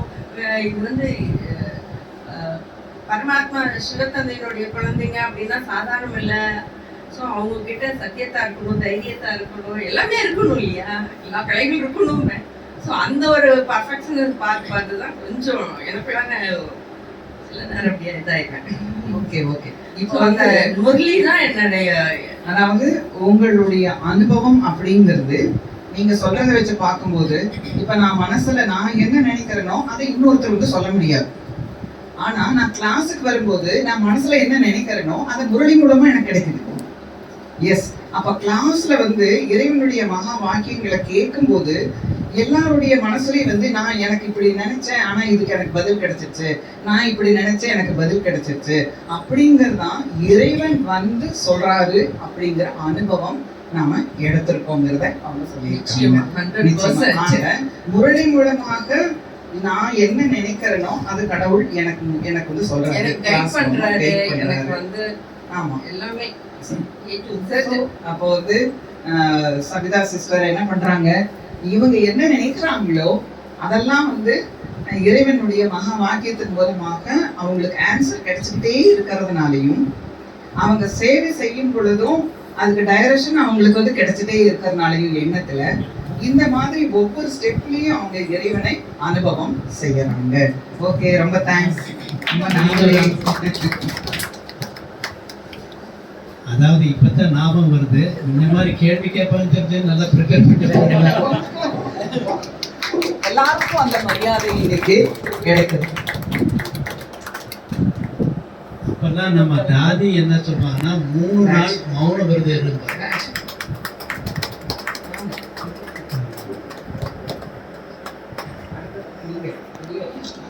ஒரு வாரம் மௌன விரதம் இருங்க, 21 நாள் மௌன விரதம் இருங்கன்னு அப்படிலாம் இருந்துச்சுங்க.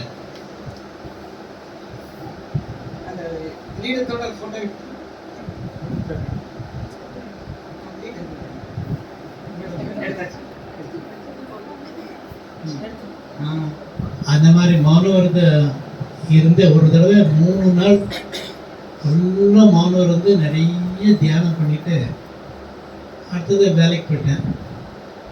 அந்த 3 நாள் அந்த அப்படி ஒன்றும் அனுபவம் இல்லை. அப்போல்லாம் நாங்களே தான் சமைச்சு எல்லாம் பண்ணிட்டு இருந்தோம். நம்ம அப்போல்லாம் இந்த இந்த ஸ்டவ், இந்த பம்ப் ஸ்டவ், சீமன் மண்ணெண்ணெய் அது அது அது திருஷ்டி கொடுத்து யோகா பண்ணுவோம். திருஷ்டி கொடுத்து யோகா பண்ணுவோம். பாபா சொல்லியிருக்காரு இல்லையா, அதனால அப்படி நல்லா அப்படியே யோகா பண்ணும்போது கம்ப்ளீட்டாக நான் மேலே போயிட்டேன். அதனால் பரந்தாமக்கே போயிட்டேன். அப்படி அதாவது அந்த 3 நாள் மௌனம் இருக்கும்போது அப்போ ஒன்றும் அனுபவமாகல. அதோட எஃபெக்ட் அவ்வளோ முயற்சி பண்ண எஃபெக்ட் அடுத்த நாள் நல்லா கான்சன்ட்ரேஷன் வந்து மேலே போனேன். ரொம்ப அருமையாக இருந்தது. நிறைய சக்தி வந்து அப்படி எல்லாம் ஒரு இடத்துக்கு போகிற மாதிரி அனுபவம். அது எப்போ சமைக்கும் போது அதுக்காக தனியாக பாபாரம் உட்காந்து அப்பெல்லாம் இல்லை. அந்த சமைக்கும் போது ஒரு செகண்ட் நல்லாவே அப்படி ஒரு அனுபவம் ஆச்சு. இன்னொரு அனுபவம் என்னன்னா, நாங்கள்லாம் ஒரு குமாரர்கள் ஒரு 10 பேர் பேக்கரி வச்சு நடத்திட்டு இருந்தோம். 10 பேர் பேக்கரி, ஊட்டியில் பிஸ்கட்டு, ஊட்டி வாக்கி இதெல்லாம் பண்ணக்கூடிய பேக்கரி. 9 பேர் அங்கேயே இருந்து வேலை செய்கிறவங்க. நான் மட்டும் வேலைக்கு போயிட்டு வரேன். ஒரு நாள் நைட்டு 1 மணிக்கு முழிப்பு வந்துருச்சு. 1 மணிக்கு முழிச்சு பார்த்தா தலை பயங்கரமான வலிக்கு. தலைவலின்னா அவ்வளோ சொல்ல முடியாத தலைவலி. எப்போவுமே காலை 4 மணிக்கு தான் எந்திரிப்போம். ஆனால் அன்னைக்கு மட்டும் நைட்டு 1 மணிக்கு முழிப்பு வந்துருச்சு. எங்கள் 10 பேரில் ஒரு சின்ன பையன், அந்த பையனை குட்டி குட்டின்னு கூப்பிடுவோம். அவன் அழுதுகிட்டே இருக்கிறான். அவன் ஏன் அழுகிறேன் இந்த நைட்டில் அவன் இருக்கிறது தலைவலின்ட்டு இருந்தான். அவனுக்கு ஒரு பேராசிட்டமால் மாத்திரை கொடுத்து தைலமெல்லாம் போட்டு அவருக்கு படுக்க வச்சுட்டு, அப்புறம் இன்னொருத்தர் எந்திரிச்சாரு. அவருக்கு மவுண்ட் ஆஃப் ராஜஸ்தான் இருக்காரு. அவரும் எங்கள் கூட தான் இருந்தார். அவர் பாத்ரூம் போயிட்டு வந்தவர் அப்படி பெட்டு மேலே அப்படி விழுகிறாரு, மயக்கம் போட்ட மாதிரி. ஒரு வித்தியாசமாக. சரி, மற்றவங்க நல்லா தூங்குறாங்க. எனக்கு தூக்கம் வரல. அங்கே இந்த மாதிரி பாபா ரூம் இருக்குது. பாபா ரூமில் 2 கதவு, 2 வாசல். இப்படி பாபா ரூம் போனால் அப்படி கூட வெளியே போகலாம். அந்த மிட் நைட்டில் நான் உள்ள பாபா ரூம் போய், சரி இப்போ தான் முடிப்பு வந்திருக்குது, தூக்கம் வரல, சரி யோகா பண்ணால் உள்ளே உட்காந்து யோகா பண்ணால் அன்பங்க வெளியே போகிற மாதிரி ஆகுது. உள்ளே போய் உட்கார, அப்படி வெளியே வர, மறுபடியும் உள்ளே போகிறேன், அப்படி வெளியே வர. இப்படி மிட் நைட்டில் என்ன ஒரு பைத்தியக்கார மாதிரி இப்படி சுற்றிக்கிட்டே இருக்கேன். அப்புறம் கடைசி அப்படி வரும்போது இந்த ஊட்டியிலலாம் ரொம்ப கோல்டுன்னா இந்த சிகிரின்னு வைப்பாங்க. சிகிரி இந்த மாதிரி நிலக்கரி போட்டு கேள்விப்பட்டிருக்கீங்களா? நிலக்கரி போட்டு அப்பதான் இங்கே இருக்க முடியலன்னா அவ்வளோ கோல்டு. நிலக்கரி தணல்ல அது அதில் என்ன டேஞ்சர்னா, டெய்லி போட்டுட்டு இருந்தா ஓகே.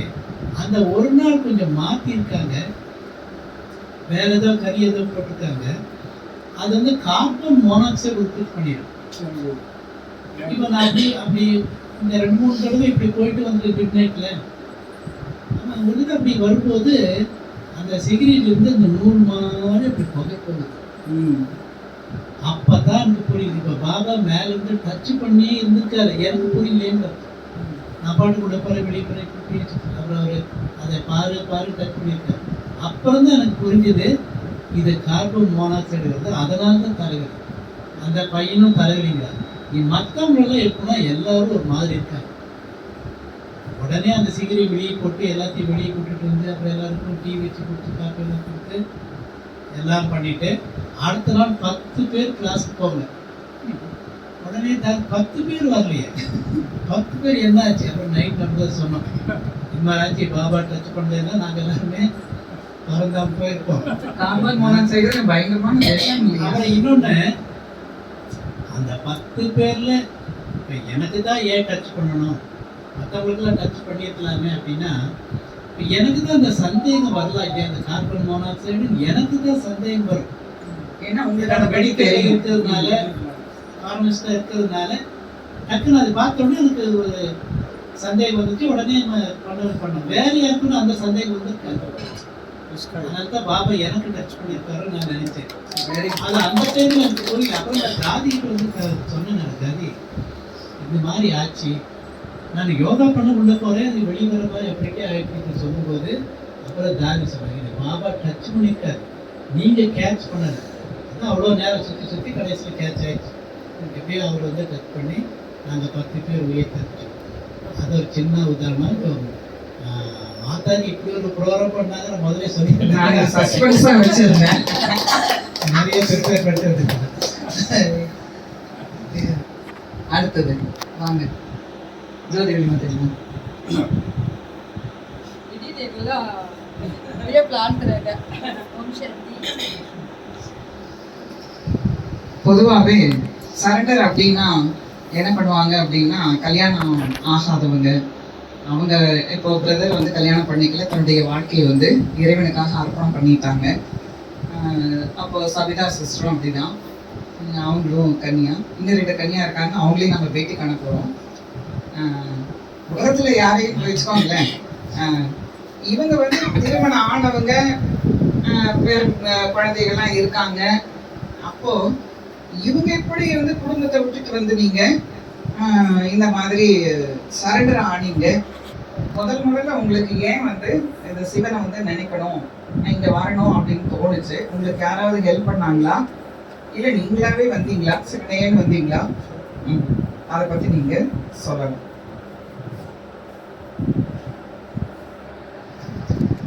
ஓம் சாந்தி. முதல்ல வந்து பாபா மந்திரவாதி, அதை நான் சொல்லிடுறேன். ஓம் சாந்தி. இந்த சரீரத்தினுடைய பேர் ஜோதிவள்ளி. நான் வந்து என்னுடைய 38வது வயசுல இந்த பாபா நாலேஜ் கிடைச்சிது. நான் ரொம்ப செல்வாக்காக வாழ்ந்தேன், கொஞ்சம் வாழ்க்கையை உண்டா வாழ்ந்தேன். அப்புறம் எங்கள் வீட்டுக்காரருக்கு உடம்பு சரியில்லை. கோயிலுக்கு நிறைய போவேன், நிறைய விரதம் இருப்பேன். சஷ்டி விரதம் உப்பு இல்லாமல் சாப்பிடுவேன். சக்கரை பொங்கல் மட்டும் ஒரு வேளை கொஞ்சம் சாப்பிடுவேன். ஏகாதசி விரதம், எல்லா விரதமும் 3 நாள் விரதம், எல்லா விரதமும் இருக்கு. நிறைய பக்தி பண்ணேன். அதுக்கு காரணம் எங்கள் அப்பா வந்து சன்மார்க்க சங்க தலைவர். நாங்கள் சின்ன வயசுலேயே வெளியில் சாப்பிட மாட்டோம், மட்டன் சாப்பிட மாட்டோம், எங்கேயுமே சாப்பிடக்கூடாது. யார் சமைச்சு கொடுக்குறாங்களோ அவங்க புத்தி வந்துடும்னு எங்கள் அப்பாவுக்கு எங்கேயும் கடையில் வாங்கி கொடுக்க மாட்டார். நாங்கள் எங்கள் அம்மா தான் வீட்டில் தான் சமைக்கணும் எல்லாமே. அந்த மாதிரி எங்களை வளர்த்துனேன் எங்கள் வீட்லேயே. அதனால் அந்த பக்தி நிறைய தான். கோயிலுக்கு போவோம், பாட்டு பாடுவோம். எங்கள் அப்பா ரோட்டில் என்னை மட்டும்தான் ரொம்ப பார்த்துக்கிட்டார், கூடவே வச்சுருந்தார். அது ஒரு எனக்கு வந்து ஒரு வரப்பிரசாதம் தான். இந்த சரீரத்தினுடைய தந்தை வந்து எனக்கு ரொம்ப ரொம்ப ஹெல்ப் பண்ணியிருக்காரு. எங்கள் கோயிலில் பிரசங்கம், பவானிக்கு எங்கேனாலும் என்ன தான் கூட்டிகிட்டு போவார். கூட்டிகிட்டு போகிறப்ப வீட்டிலேருந்து கிளம்புறதுலேருந்து பஸ்ஸில் ஏறி மறுபடியும் வீட்டுக்கு வர வரையிலும் ஏதாவது ஒரு மந்திரம் ஜெபிச்சே ஆகணும். அது கோடிக்கணக்கில் வந்து அவனுக்கு நிறைய புண்ணியம் வரும்போது சொல்லிக்கிட்டே தான் போவோம். ஓம் சரவண பாபா, இல்லைன்னா நிறைய அப்பெல்லாம் பண்ணோம். இப்பெல்லாம் அதெல்லாம் மறந்து போச்சு. நிறைய மந்திரம் சொல்லுவோம். எந்த சாமி கோயிலுக்கு போகிறோமோ அவர் மந்திரம் தான். எங்க எல்லாம் போவோம். என்ன படிக்கவே வைக்கல சொல்லப்போனா. ரிசல்ட்டை பார்த்து டீச்சர் பணக்கார பிள்ளைனே இப்படிதான் இது பண்ணீங்கன்னா எதுக்கு வந்துட்டு இருக்கேன்னு திட்டுவாங்க. ஆனால் எங்கள் அப்பா நேரத்து போட்டு கொடுத்துருவாரு. என்ன மாதிரி வாங்கினாலும் கொடுத்துருவாரு. அந்த தைரியத்துல படிக்காம படிக்க நேரம் இருக்காது. அவரு கூட கோயிலுக்கே போகிறது சரியா இருக்கும். நிறைய பக்தி பாட்டு பாடுவோம். எல்லா சாமிக்கும் அவர் கூட நின்று பாடணும். அவர் கூட அவர் வீட்டில் பாடிக்கிட்டே இருப்பாரு. அதை கேட்டு எங்கள் அம்மா எல்லாருமே எங்கள் வீட்டில் பாட்டு பாடுவாங்க, சாமி பாட்டு. அதனால அப்படி வளர்ந்தேன். அப்புறம் அந்த ஒரு காலகட்டத்தில் நான் கொங்கணம் கோயிலுக்கு தினம் போவேன். இங்கே ஈரோட்டில் மார்க்கெட் பக்கத்தில் கொங்கணம் கோயில் இருக்கு. மார்க்கெட் போகிறப்ப கோயிலுக்கு போயிட்டு மார்க்கெட் போயிட்டு வருவேன். அப்படி ஒரு நாள் 2 நாள் போகலன்னா வீட்டில் ஏதாவது சங்கடங்கள் வந்தால் அந்த அம்மாவை பார்க்காதனால தான் எனக்கு இருந்துச்சு, உடனே ஓடிடுவேன். அந்த கொங்கணம் கோயில தான் எனக்கு இந்த நாலேஜ் கிடைச்சிது. அப்போ கங்கா பை தான் வச்சுருந்தாரு. முருகேஸ்வரர் தான் நினைக்கிறேன், அவர் தான் வந்து கோர்ஸ் கொடுத்தாரு. கடைசியாக மனிதன் வந்து தேவதையாகுன்னு சொல்லிட்டாரு. அப்போ தான் பிடிச்சிட்டேன். ஓ, தேவதையாகிற ஆசையில நீங்க இது ஞாபகத்துக்கு வந்துட்டீங்க. அப்ப நகை நட்டெல்லாம் போடணும்னு ஆசை வந்துருச்சு பாருங்க. தேவதையாக்குறீங்களா? நகை நட்டு ஆசை இல்ல. ஒரு தேவதைன்னா தேவதை கோயிலுக்கு எதுக்கு போறோம்? அவங்க எல்லா வரங்களும் கொடுத்து நம்மள அந்த மாதிரி ஆக்கிறதுக்காக தான் கோயிலுக்கு எதுக்கு போறோம்? நம்ம நிம்மதியா ஒரு வாழ்க்கை நல்லா இருக்கணும், ஃபேமிலி குடும்பம் நல்லா இருக்கணும், அமைதியா இருக்கணும், அதுக்குதானே கோயிலுக்கு போறோம். அதுக்காக. அப்ப தேவதையாவே ஆகலாம்னா அந்த ஒரு வார்த்தை என்ன பண்ணிடுச்சு, அதை போய் எப்படிதான் தேவதையாகணும் பார்த்துடலாம் அப்படின்னு உள்ள நுழைச்சிட்டீங்க. அப்படின்னு உள்ள நுழைஞ்சிட்டு எங்க சின்ன பையன் இதில் ரொம்ப ஈடுபாடா இருந்தான். அவனை சரண்டர் பண்ணணும்னு ரொம்ப முயற்சி பண்ணேன். டிராமாவோட அது ஆகல. அப்புறம் எங்க அப்பா எப்படி என்ன மந்திரம் பண்ணி இழுத்தாரோ தெரியல. எந்த அப்பா? சிவத்தந்தை. சிவ அப்பா. இப்ப சொல்றது சிவ அப்பா. வட்டி வைப்பாங்க செவ்வாய்க்கிழமை. இதெல்லாம் நினைச்சு பார்ப்பேன் நானு. மாதாஜி, இந்த சில விஷயத்த வந்து சொல்லக்கூடாது, ஆனாலும் வந்து இங்க மாதாசு குடும்பஸ்தர்கள் வந்து நிறைய இருக்காங்க. இருந்தாலும் ஒரு விஷயத்த உங்ககிட்ட நான் வந்து இந்த சம்பவத்தை வந்து நான் வந்து கேட்க விரும்பல, ஆனாலும் இது நீங்க எப்படி கிராஸ் பண்ணீங்க அப்படிங்கறது வந்து நான் வந்து கேட்க விரும்புறேன். இப்போ ஹஸ்பண்டும் இல்லை, அதே சமயத்துல இவங்க பொண்ணு வந்து கோவில்ல விளக்கேற்றும் போது தீப்பத்தி அந்த உடம்பெல்லாம் தீப்பத்தி எரிஞ்சு இறந்துட்டாங்க. இப்பதான் ஒரு 3 3 வருஷம் வருஷம் ஆச்சு. இப்படி ஒரு பயங்கரமான சம்பவம் வந்து உங்களுக்கு நடந்திருக்கு. அதாவது தன்னுடைய பெத்த பொண்ணே வந்து அதுவும் கோவில்ல போய் விளக்கேற்றும் பொழுது அந்த விளக்குல தீபம் வந்து அங்க அவங்க புடனையில பத்தி அப்புறம் அவங்க அங்கேயே சரிய விட்டுருக்காங்க. ஸோ இந்த மாதிரி ஒரு பயங்கரமான சம்பவம் உங்களுக்கு நடந்திருக்கு. ஸோ இந்த ஞானத்தின் ஆதாரத்தில் இந்த சம்பவத்தை நீங்க எப்படி கிராஸ் பண்ணீங்க? வருத்தப்பட்டீங்களா? அழுதீங்க? எல்லாம் பண்ணியிருப்பீங்க. ஆனா எத்தனை நாள்ல வந்து அதுல இருந்து மீண்டீங்க? எந்த ஞானத்து கருத்தை, சிவனுடைய அந்த கருத்தை எப்படி ஏத்துக்கிட்டீங்க? எதை வச்சு அதை கிராஸ் பண்ணீங்க? அவர் இறந்த உடனே அவர் ட்ராமா முடிஞ்சிச்சுன்னு பிரதருக்கு ஃபோன் பண்ணி, பிரதர் நீலவேணி நடிப்பு முடிஞ்சிச்சு, ட்ராமா முடிஞ்சிச்சுன்னு தைரியமாக சொல்லிட்டேன். தைரியமாக இருந்தேன், அன்னைக்கெல்லாம் இருந்தேன். அப்புறம் அவளை பாடி எடுத்து போகிறப்ப மட்டும் எனக்கு ரொம்ப இதாகிடுச்சு, கத்தினேன், அழுதேன். அப்புறம் கொஞ்ச நாள் அந்த பாதிப்பு இருந்தது. அவளுக்கு தெரிஞ்சவங்களை யாரையாவது பார்த்தா என் மனசு அப்படியே சொல்லி அழுவும் கொஞ்சம், அதெல்லாம் இருந்தது கொஞ்சம். அப்புறம் அதனால பாதிப்பும் வந்தது எனக்கு. தூங்கி எந்திரிச்சா மத்தியானம் நைட்டில் வந்தால் கூட அது ஒன்றும் தெரியல. மத்தியானம் மட்டும் தூங்கி எந்திரிச்சா சாயந்தரம் ஒரு 4 மணிக்கு அந்த நினைப்பு வந்துடும். அப்போ உடம்பு நடுங்கிற மாதிரி கொஞ்சம் தொந்தரவு பண்ணுது. அது நான் தைரியமாக இருந்தால் கூட, நாலேஜ் அப்ளை பண்ணால் கூட, ட்ராமா அவள் நடிப்பு அவ்வளோதான், அவள் வேறு குழந்தை வேறு வீட்டுக்கு போகிறா அவ்வளோதான், அவளுடைய கணக்கு நம்ம முடிச்சிச்சு நம்மக்கிட்ட. எவ்வளோதான் என்னை மனசு சரி பண்ணாலும் அது கொஞ்ச நாள் தொந்தரவு ரொம்ப பண்ணுது. அவளுக்கு 51 வயசு. நல்ல டீச்சர், நல்ல குணம் உள்ள பொண்ணு. அது பர்ஃபெக்டான பொண்ணு தான். வர சொல்றதுக்கு நல்ல ஃபேமிலி பேர். நாங்கள் அதான் சொல்றேன், அந்த உல்டாவான வீட்டினுடைய பேரை மறுபடியும் காப்பாற்றிட்டா. 2 வீடுமே உல்டாவாயிடுச்சு. எங்களுக்கு அம்மா வீடும் எங்கள் வீட்டுக்காரர் வீடும். எங்கள் அம்மா வீட்டுக்கு தம்பிக்கே கொடுத்தேன். இவ போய் டீச்சர் ஆகிட்டு மறுபடியும் எங்கள் அம்மா வீடு பழைய பேர் எடுத்து. அதாவது நல்ல வசதியாக வாழ்ந்தவங்க தன்னுடைய செல்வத்தை எல்லாம் இழந்து ரொம்ப கஷ்டமான சூழ்நிலைக்கு வந்துட்டு திருப்பி அவங்க மேல அவளால அந்த மறுபடியும் அந்த பேர் எடுத்துருச்சு. எங்க அம்மா வீடு அவளால மறுபடியும் அந்த பழைய பேர் எடுத்து அந்த நிலைமையில இப்ப நல்லா இருக்காங்க. எல்லாரும் நல்லா இருக்காங்க, வீடெல்லாம் கட்டி நல்லா இருக்காங்க. ஆனாலும் அந்த பாதிப்பு இருந்தது. அப்புறம் கொஞ்ச நாள் சரியாயிடுச்சு. அது என்னன்னா பாபா நாலேஜ் தான். நம்ம மற்றவங்களுக்குலாம் நாலேஜ் சொல்றதுக்காக எனக்கு அனுபவம் கட்டு. நான் என்ன இப்ப நினைச்சுக்கிறேன், நான் நிறைய பேர் வர்றாங்க இல்லையா இந்த மாதிரி ஒரு கஷ்டத்தோட வர்றாங்க கஷ்டத்தோட. அப்ப நம்ம வந்து நம்ம அனுபவம் பட்டாதான் அவங்களுக்கு புரிய வைக்க முடியும். அப்படிதான் எனக்கு பாபா வந்து இதை அனுபவப்பட்டுதான் நீ அவங்களுக்கு புரிய வைக்கணும். அதுல வந்தவங்க தான் இப்ப மேகலா மாதாஜி வந்தப்ப நான் என்னுடைய இதெல்லாம் சொல்லிதான் டிராமாவோட நம்ம அவ்வளவுதான் நம்ம கூட இருக்காங்க. இப்ப வேற குழந்தைய பிறந்து நமக்கு தான் நாலேஜ் இருக்கு இல்லையா, அவங்க நல்லா சந்தோஷமா வாழ்ந்துட்டு இருக்காங்க. ஆனா நம்ம அதுவும் அந்த குழந்தை கூட யாருன்னு நமக்கு தெரியும். அந்த அளவுக்கு நமக்கு வந்து அந்த டச்சிங் கிடைக்குது. எங்க வீட்டுக்காரர் சரியில விட்டு அவர் பிறந்தது எங்கன்னு எனக்கு தெரியும். எனக்கு வந்து அது கொஞ்சம் தெரியும். இப்ப எங்க பொண்ணு கூட எங்க வாழ்ந்துட்டு இருக்கான்னு தெரியும். ஆனா நான் அட்டாச்சில் போகல, சொந்தத்துலயே இருக்கு. அது அவ்வளவுதான். அந்த மாதிரி நமக்கு எல்லா ரகசியமும் இந்த நானும் கிடைச்சிச்சுன்னா எல்லா ரகசியமும் தெரியும். அதனால அதுல நம்ம அப்படியே திருப்தியா போயிட்டு இருக்கோம். திருப்தியா இருக்கேன்.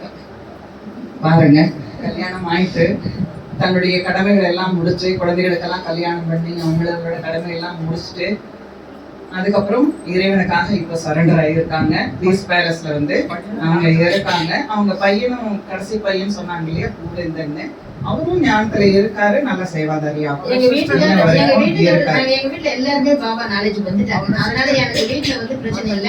அந்த வள்ளலார் வழியில வந்ததுனால எங்க அக்கா தங்கச்சி 5 பேரே ஜோதி, ஞானம், ஜெயம், சிவராஜ் அப்படிதான் பேரு. எல்லாருமே பாபா குழந்தைங்க தான். எல்லாருக்கும் பாபா நாலேஜ் தெரியும். யாருங்க? பாபு. ஓகே, இப்ப அவங்களுக்கு நாம மரியாதை செஞ்சிருவோம்.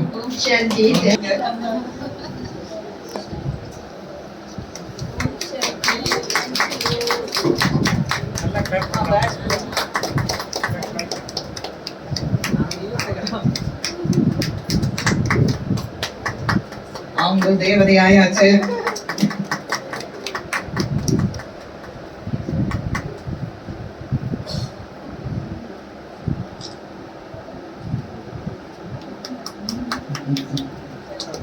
ஓகே, பாருங்க, குடும்பத்துல இருந்தாலும் உலக சேவைக்காக சரண்டர் ஆகி தனி அர்ப்பணம் செஞ்சுட்டு வாழ்ந்துட்டு இருக்காங்க. அவங்களுக்கு இன்னைக்கு நாம என்ன பண்றோம், சிவனுடைய சார்பில் 89வது திருவிழாவில் சிவராத்திரியில அவங்க வந்து தேவதை நிலையை அடைஞ்சிட்டாங்க அப்படிங்கிறத நாம கொண்டாடுறோம். அவங்க தான் சமையல். எத்தனை பேர் 12 மணிக்கு 1 மணிக்கு சொல்லாம கொள்ளாம வந்தாலும் அவங்க என்ன பண்ணுவாங்க, சமைச்சு கொடுத்துருவாங்க. ஓம் சாந்தி. நம்ம சுதா சிஸ்டர் வந்து மேத்ஸ் ப்ரொஃபஸர். ஆமா, பாரதியார் யூனிவர்சிட்டியில நல்ல ப்ரொஃபஸராக இருந்தவங்க. இப்பதான் அவங்க தன்னுடைய வேலையை விட்டுட்டு கடவுளுக்காக இப்ப அர்ப்பணம் ஆகியிருக்காங்க. கோபி சென்டர்ல வந்து அவங்க இப்ப பாத்துக்கிறாங்க. சிஸ்டர், உங்ககிட்ட ஒரு கேள்வி. இப்போ வந்து இந்த உலகத்துல பாத்தீங்க அப்படின்னா நிறைய டைவர்ஷன் இருக்கு, கவர்ச்சிகள் இருக்கு.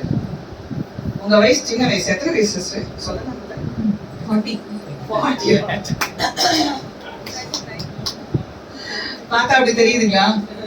தெரியல. 39. அப்ப நாங்கெல்லாம் என்ன பண்றது தெரியலையே. நான் 30. அவங்க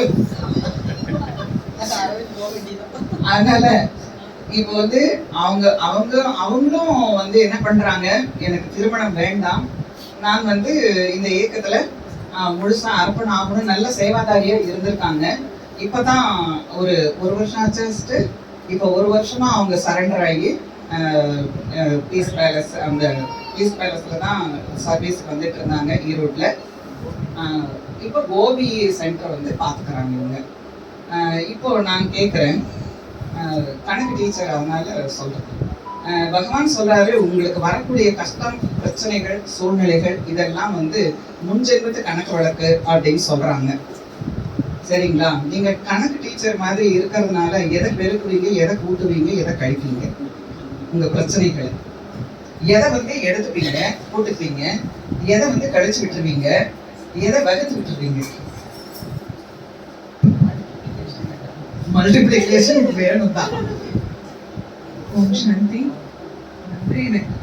கூட்டுறது கழிக்கிறது அதை பத்தி நம்ம எப்படி சொல்றதுன்னு தெரியல. ஆனா வந்து நான் என்ன பொறுத்தளவும் அந்த ஞானத்துல என்ன கத்துக்கிட்டேன் அப்படின்னா, என்ன நடந்தாலும் அது பாசிட்டிவா எடுக்கணும். அது மட்டும்தான். அது நெகட்டிவா இருந்தாலும் பாசிட்டிவா எடுத்துட்டோம் அப்படின்னா நமக்கு பிரச்சனை கிடையவே கிடையாது. அதுதான் நம்ம கத்துக்கிட்டது. அதுதான் கத்துக்கிட்டோம் இருக்கிறேன். ஏன்னா நம்ம 63 ஜென்மமா அப்படி நெகட்டிவா இருந்து பழகிட்டோம். ஒண்ணு எண்ணத்தை மட்டும் மாத்துங்க. நம்ம வாழ்க்கையில என்ன வேணாலும் நடந்திருக்கலாம், பாஸ்ட் பிரச்சனையே கிடையாது, அது என்ன வேணாலும் இருக்கட்டும். ஆனா அதுலயும் நன்மை இருக்குன்னு நம்ம பாபா சொல்றாரு இல்லையா? ஏன்னா இது பாபா உருவாக்குன நாடகம். இந்த வாழ்க்கை கூட நம்முடைய எக்ஸ்பீரியன்ஸ்க்காக தான் பாபா நமக்கு இந்த படிப்பு கொடுத்துருக்காரு, இங்க வர வச்சிருக்கிறாரு. ஆத்மா மேல பரந்தாமத்துல அங்க சும்மா இருந்தா அங்க ஒரு எக்ஸ்பீரியன்ஸ் இல்லை, சுகமும் இல்லை, துக்கமும் இல்லை. இங்க வர்றது எதுக்காகனா சுகத்தையும் பார்க்கணும். கண்டிப்பா துக்கத்தை பார்த்ததான் சுகம்னா என்ன நமக்கு புரியும் இல்லையா? நெகட்டிவ் இல்லாம பாசிட்டிவ் என்னன்னு நமக்கு தெரியவே தெரியாது. அதனால எல்லாத்துலயுமே நன்மை மட்டும்தான் இருக்கு. அதனால என்ன நடந்தாலும் நீங்க அதை பாசிட்டிவா மாத்திக்கணும். அது மைனஸை நீங்க பிளஸ்ஸா மாத்திட்டீங்க, அவ்வளவுதான் இல்லையா? இது ஒரு கணக்கு தானே. ஆனா வாழ்க்கையில நம்ம சந்திக்கக்கூடிய எல்லா மைனஸையும் இவங்க என்ன பண்ணிட்டாங்க, பிளஸ்ஸா மாத்திட்டாங்க. இது இவங்களுடைய எக்ஸ்பீரியன்ஸ். ஓகே, அதனால பிளஸ்ஸா மாத்தினா அவங்களுக்கும் நம்ம என்ன பண்ணிடலாம், ஆர்டர் பண்ணிடலாம். ஆக கணக்கு டீச்சர் கரெக்டா தான் சொன்னாங்க.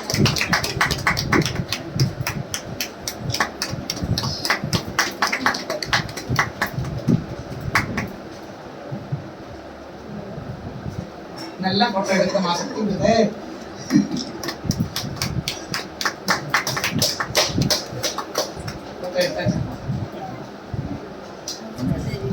தேங்க்யூ கணக்கு டீச்சர்.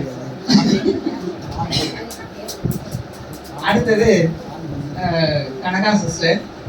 நான் இவங்களுக்கு வச்ச பேர் வந்து பச்சைக்கிளி. ஏன்னா ரொம்ப சாந்தமா இருப்பாங்க. அவங்க பேசுறதே வந்து கிளி பேசுற மாதிரி இருக்கும். அதனால நல்ல பொண்ணு, நல்லா கடுமையான சேவாதாரி, உழைப்பு. நேரிடத்துல இவங்களை அடிக்கடி கூப்பிடுவாங்க சர்வீஸ்க்கு. சுதா சிஸ்டர், இப்போ நீங்கள் சபிதா சிஸ்டர் பார்த்தா ஃபாரின் சர்வீஸ்க்கெல்லாம் போவாங்க. மவுண்ட் அபுக்கு ஃபாரினர்ஸ் வரும்போதெல்லாம் அவங்க கவனிக்கிறதுக்கு அவங்க போவாங்க. இங்கே சென்னையில் எது நடந்தாலும் சுதா சிஸ்டர் இவங்களை விடவே மாட்டாங்க மேலிடத்துல. அவ்வளோ சேவாதாரிகள் இவங்க எல்லாருமே. நீங்கள் ஈரோட்டில் பார்த்தீங்கன்னா எங்கே சேவை நடந்தாலும் பிரதருக்கு ஃபோன் வந்துடும். 20 பேர் அனுப்பு, 30 பேர் அனுப்புன்னு வந்துடும். இங்கே நாங்கள்லாம் தவிப்பா என்ன பண்ணுறதுன்னு தெரியாமல் அத்தனை பேரும் கிளம்பி போவோம். அந்த அளவுக்கு ஈரோடு வந்து மிக பெருமை வாய்ந்ததாக பிரம்மகுமாரிகள் வந்து மேலிடத்துல வந்து இருக்கு, சேவாதாரிகள்ல இருக்குது. அந்த மாதிரி நம்ம கனகா சிஸ்டர் வந்து இந்த பகவானுக்காக அர்ப்பணம் ஆகியிருக்காங்க. சிஸ்டர் உங்க வயசு என்ன? 28. இவங்களையும் பார்த்தா அப்படி தெரியல, பேசாம வயசானவங்கள வந்திருக்க பாருங்க. உங்களுக்கு வயசே ஆகாது. எத்தனை வருஷமா ஞானத்துல இருக்கீங்க? 14 வருஷமா இருக்காங்க. அப்ப 14 வயசுல இருந்து இருக்கீங்க ஞானத்துல. 15 வயசுல ஞானத்துக்கு வந்துட்டீங்க. ஓகே. பொதுவா பாத்தீங்கன்னா 15 வயசுல எனக்கு என்ன தோணும் அப்படின்னா, நல்ல நகை போட்டுக்கணும், கலர் கலரா சுடிதார் போட்டுக்கணும், டிசைனா மேக்ஸி போட்டுக்கணும், அப்புறம் வந்து நல்லா அழகழகா பொட்டு வச்சுக்கணும், கிளிப் போட்டுக்கணும், கலர்ஃபுல்லா இப்படி எல்லாம் தோணுமே. அதெல்லாம் தோணலையா? சொல்லுங்க. தங்கி ஒர்க் பண்ணும்போது அங்க தீபாவளி ப்ரோக்ராம் வந்துச்சு. அங்க பொண்ணுங்கள்லாம் எல்லாம் மேக்கப் பண்ணிட்டு நல்லா ஆட்டம் பாட்டம் கொண்டாட்டம் ஜாலியா இருந்தது. நான் அந்த ஒரு நாள் தீபாவளி ப்ரோக்ராம் முடிச்சுட்டு அதுக்கு முன்னாடி கிளாஸுக்கு போயிட்டு இருந்தேன். அங்க இருக்கிற சிஸ்டர் சொன்னாங்க, அவங்க மனசுல எது இருந்தாலும் பாபாவுக்கு லெட்டர் எழுதுங்க. அப்ப அந்த தீபாவளி ப்ரோக்ராம் பார்த்துட்டு பாபா எனக்கு வெளி உலக லைஃப் ரொம்ப பிடிச்சிருச்சு, உன்னை எல்லாம் தெரிஞ்சுக்கிட்டேன், நல்லா புரிஞ்சுக்கிட்டேன். ஆனா எங்க இருந்தாலும் உனக்கு மனசுல நினைச்சுக்குவேன். ஆனா நான் வரமாட்டேன், கிளாஸ்க்கு வரமாட்டேன், எங்க இருந்தாலும் மனசுல நினைச்சுக்குவேன் எழுதி வச்சுட்டேன். எழுதி வச்சுட்டு அடுத்த நாள் காலையில அந்த தீபாவளிக்கு எல்லாம் மிஷின் ஆஃப் பண்ணிக்கோங்க. பஞ்ச் பண்ணாதான் கார்டு கிடைக்கும். எல்லாரும் ஒவ்வொரு டிபார்ட்மெண்ட் பாக்ஸ்ல போட்டு போயிட்டாங்க. அப்புறம் எல்லாம் போட்டுருங்க, அப்புறம் தந்துடுவாங்க. எல்லாருக்கும் எல்லாம் கிடைச்சிருச்சு, எனக்கு மட்டும் கிடைக்கவே இல்லை. என்னது கிடைக்கவே இல்லை? அது கிடைச்சாதான் சம்பளம் கிடைக்கும். அதான் நான் அங்க சுத்தி எல்லாத்தையும் கேட்டு போட்டு கிடைக்கவே இல்லை. பாபா நான் தெரியாம சொல்லிட்டேன், நீ மன்னிச்சுக்குங்க பாபா, இனிமேல் நான் விளையாட்டு கூட அப்படி சொல்ல மாட்டேன், நான் வந்துடுறேன். நான் வரமாட்டேன்னு சொல்ல மாட்டேன், விளையாட்டு கூட சொல்ல மாட்டேன், நான் வந்துடுறேன் பாபா அப்படின்னு சொல்லி அழுக ஆரம்பிச்சிட்டேன். அப்புறம் அழுதுட்டே அப்படியே கேட்டு வழியா போகும்போது அந்த கேட்டுல இருக்கிற வாட்ச்மேனாக்க கொடுத்துட்டாங்க. அதே மாதிரி ரெடி ஆகி கிளாஸ்க்கு போயிட்டேன். அப்படியா? ஓ பரவாயில்ல. ஆரம்பத்திலேயே வர்றதுக்கு முன்னாடியே ஒரு அனுபவம் கிடைச்சதுனால அவங்க வந்து அதுதான். இப்போ வந்து வாழ்க்கையில ஒரு சாதாரண ஒரு பிரச்சனையை சந்திக்கும் பொழுது, இப்போ உதாரணத்துக்கு ஒன்று சொல்றேன். உங்களை வந்து யாராவது திட்டுறாங்க, நீங்க அதை எப்படி கிராஸ் பண்றீங்க? இந்த கடவுளுடைய ஞானத்தை வச்சு எப்படி கிராஸ் பண்றீங்க? முரளி இல்ல அந்த இப்ப நான் உங்க திட்டுறேன், நான் கண்மணி தெரியாம திட்டுறேன், செய்யாத தப்ப சொல்லி நான் திட்டுறேன், நீங்க எப்படி அதை எடுப்பீங்க? யார்கிட்ட? கடவுள்கிட்ட. நீங்க பார்த்துக்கோணும். இது எனக்கு இல்ல, ஒன்ன திட்டுறாங்க அப்படின்னு சொல்லிடுவீங்க. எவ்வளவு ஈஸி மெத்தட் பாருங்க. பரவாயில்லையே, ரொம்ப நல்லா கிளாப் பண்ணிடுங்க. ஆக நாம என்ன பண்ணலாம்? யார் திட்டினாலும் யார் திட்டுறதா அர்த்தம்? கடவுளை திட்டுறதா அர்த்தம். அதனால இல்லப்பா உன்னதான் திட்டுறாங்க, இதுக்கு எனக்கு சம்பந்தம் இல்லை, இப்படி இருந்தா நமக்கு பிரச்சனையே இல்லை. ஆக இந்த மாதிரியாக புருஷார்த்தம் பண்ண பிராக்டிஸ் பண்ண அவங்களும் தேவத்தை நிலையை அடைஞ்சிட்டாங்க. அவங்களுக்கு நம்ம மரியாதை செய்யணும்.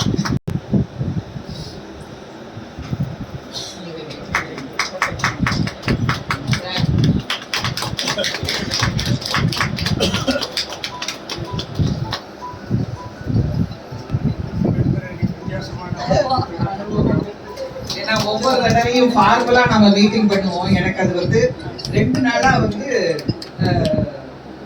இதா இருந்தது. அதனால 2 நாளா அவங்களோட வேலையில பாபாட்ட சொன்னேன், பாபா கொஞ்சம் வித்தியாசம் பண்ணணும், ஏதாவது ஐடியா கொடு அப்படின்னு.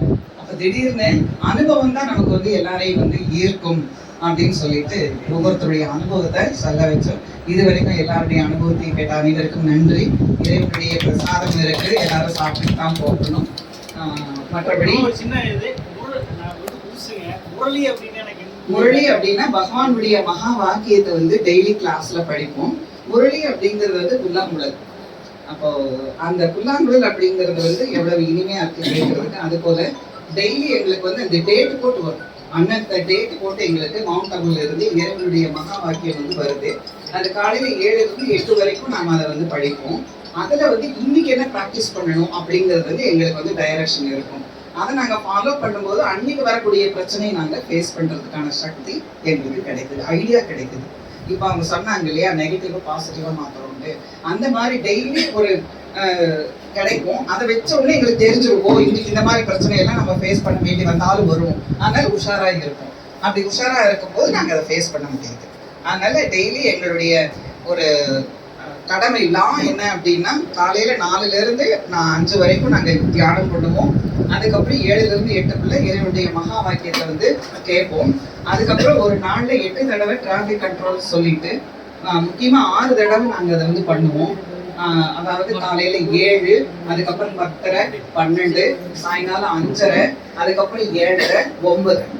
இந்த 9 இந்த இடத்துல 3 நிமிஷம் நாங்கள் கம்பல்சரி என்ன பண்ணுவோம், மெடிடேஷன் பண்ணுவோம். ஆக இந்த மாதிரி நடுவுலையும் நாங்கள் பண்றதுனால எச்சரிக்கையா நாங்கள் இருக்க முடியுது, இறைவன் நினைவியே இருக்க முடியுது. ஓம் சாந்தி. அனைவருக்கும் நன்றி. பீஸ் பேலஸ் வந்த அனைவருக்கும் நன்றி. குமார் பிரதர் பேட்டி எடுக்கலன்னா அவர் மாட்டேன்னு சொல்லிட்டேன். நான் அறிமுகப்படுத்தியிருக்கேன்.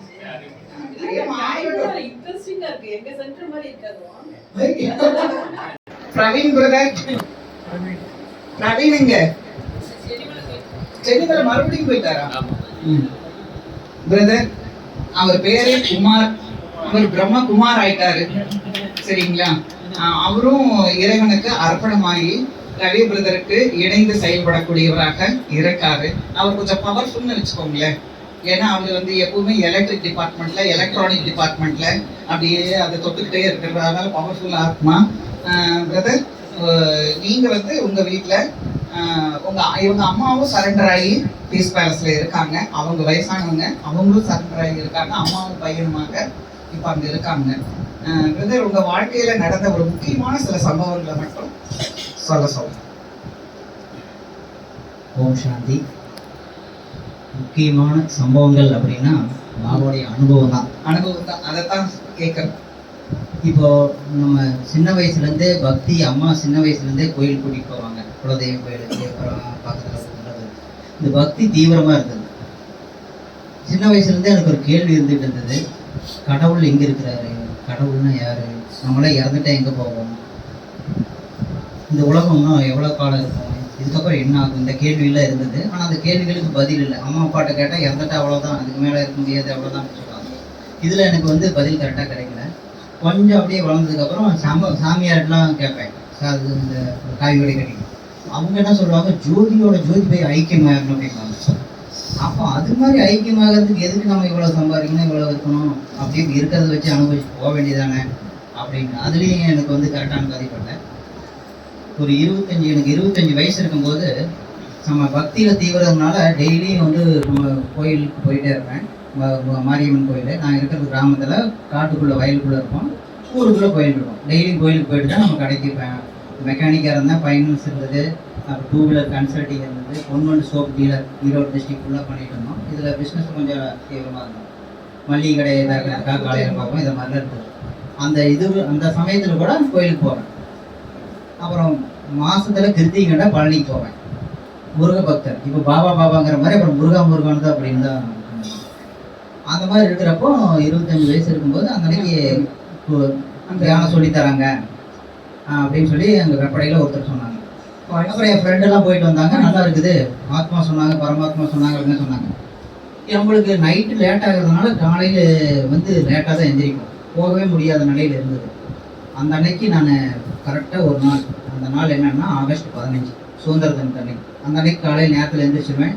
வருஷம் அப்படி தான் எழுந்திரிச்சு கரெக்டாக அந்த பக்கத்தில் மல்லிகை கடை பக்கத்துலேயே, எங்கள் கடைக்கு பக்கத்துலேயே ஸ்கூல். அப்போ அந்த குழந்தைங்களுக்குலாம் இந்த கொடி, அந்த பின்ன அதெல்லாம் ஃப்ரீயாக கொடுப்போம் முன்னாடி இதை வச்சு. நேரத்தில் எழுந்திரிச்சுன்னா சரி என்ன பண்ணுறது, குளிச்சு ரெடி ஆகிட்டோம் போகலாம் அப்படின்னு சொல்லிட்டு போகிறேன் அந்த கிளாஸ். அங்கே ஒரு பிரதர் இருக்கிறாரு. உள்ளே என்ட்ரானோடனே ஒரு பாபா படம் லைட் ஒன்று இருந்தது. உள்ளே என்ட்ரானோடனேயுமே எனக்கு ஒரு தாட் வந்தது, நம்ம தேடிட்டு இருந்த இடம் இதுதான் அப்படின்னு ஒரு தாட் வந்தது. ஆனால் உள்ளே போனோடனே ஒரு பவர், நல்ல ஒரு எனர்ஜி கிடைச்சிது. அப்போ என் மனசில் இருக்கக்கூடிய கேள்விகளுக்கு பதில் என்ன வந்ததுன்னா, நீங்கள்லாம் ஆத்மா, உடல் அழியக்கூடியது, ஆத்மா அழியாது, இதுதான் நான் யாருன்னு கேட்டுட்டு இருந்தோம். அப்போ அந்த ஆத்மாவுக்கு தந்தை தான் பரமாத்மா. நம்மளாம் 7 days கோர்ஸ் கேட்டு தான் நம்ம வருவோம். ஆனால் நான் 2 நாள் தான் பாடம் கேட்டேன். எனக்கு 2 கேள்வி தான் இருந்தது. இதுக்கு பதில் கிடைச்சிச்சு. உடனடியாக முரளி ஆனால் அந்த முரளி கேட்கும்போது எனக்கு ஒரு நல்ல ஒரு என் மனசுல என்னென்ன கேள்விகள் இருந்ததோ அதுக்கு எல்லாத்துக்கும் பதில் கிடைச்சி. அப்போ நம்ம மனசுல இருக்கக்கூடிய கேள்விகளுக்கு பதில் சொல்றாருன்னா அவர் யார்? கடவுளாக தான் இருக்க முடியும். அப்போ அந்த தியானத்துல ரொம்ப டீப்பா போக ஆரம்பிச்சோம். அமிர்த வேலை எந்திரிக்கணும், உடனே அமிர்த வேலைக்கான முயற்சி பண்ணோம். அமிர்த வேலையில ஸ்டார்டிங்ல வந்தது வந்து 1:30 மணிக்கு அமிர்த வேலை எந்திரிக்கும்.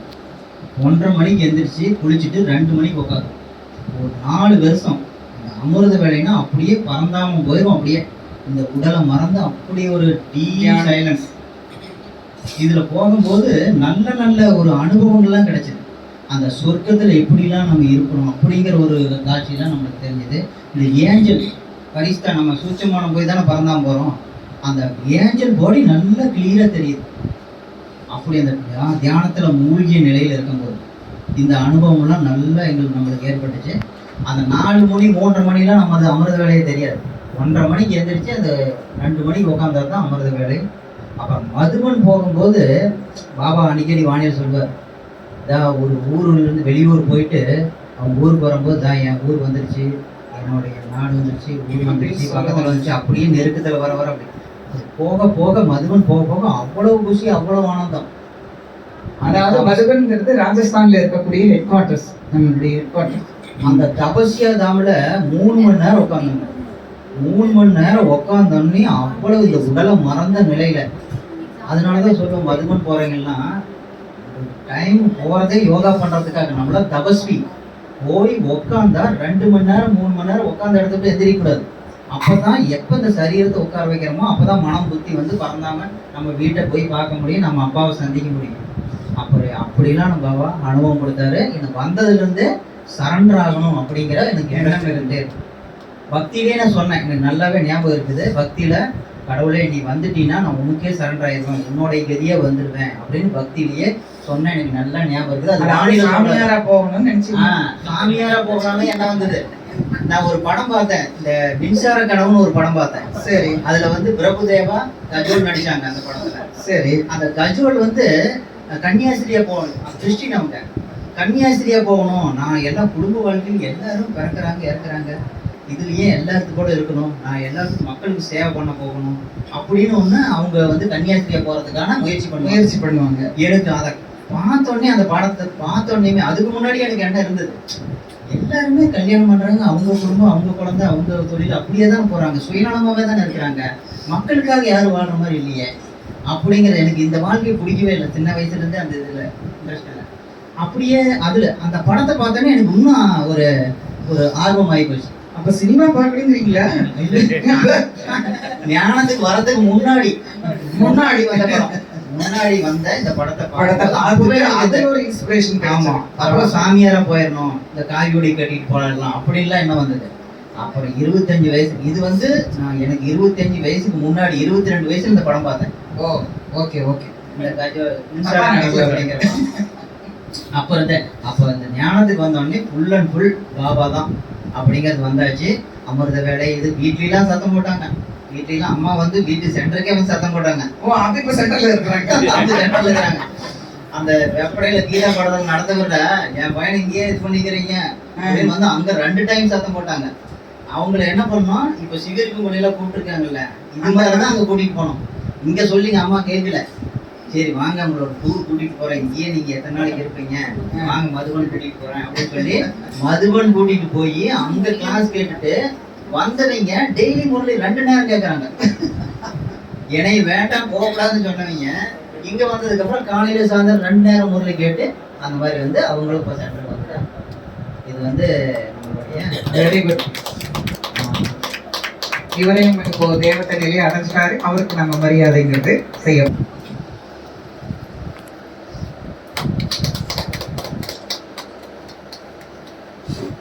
இதுல வந்து ஐ am a peaceful soul அப்படின்னு எழுதிருக்கு. அதனால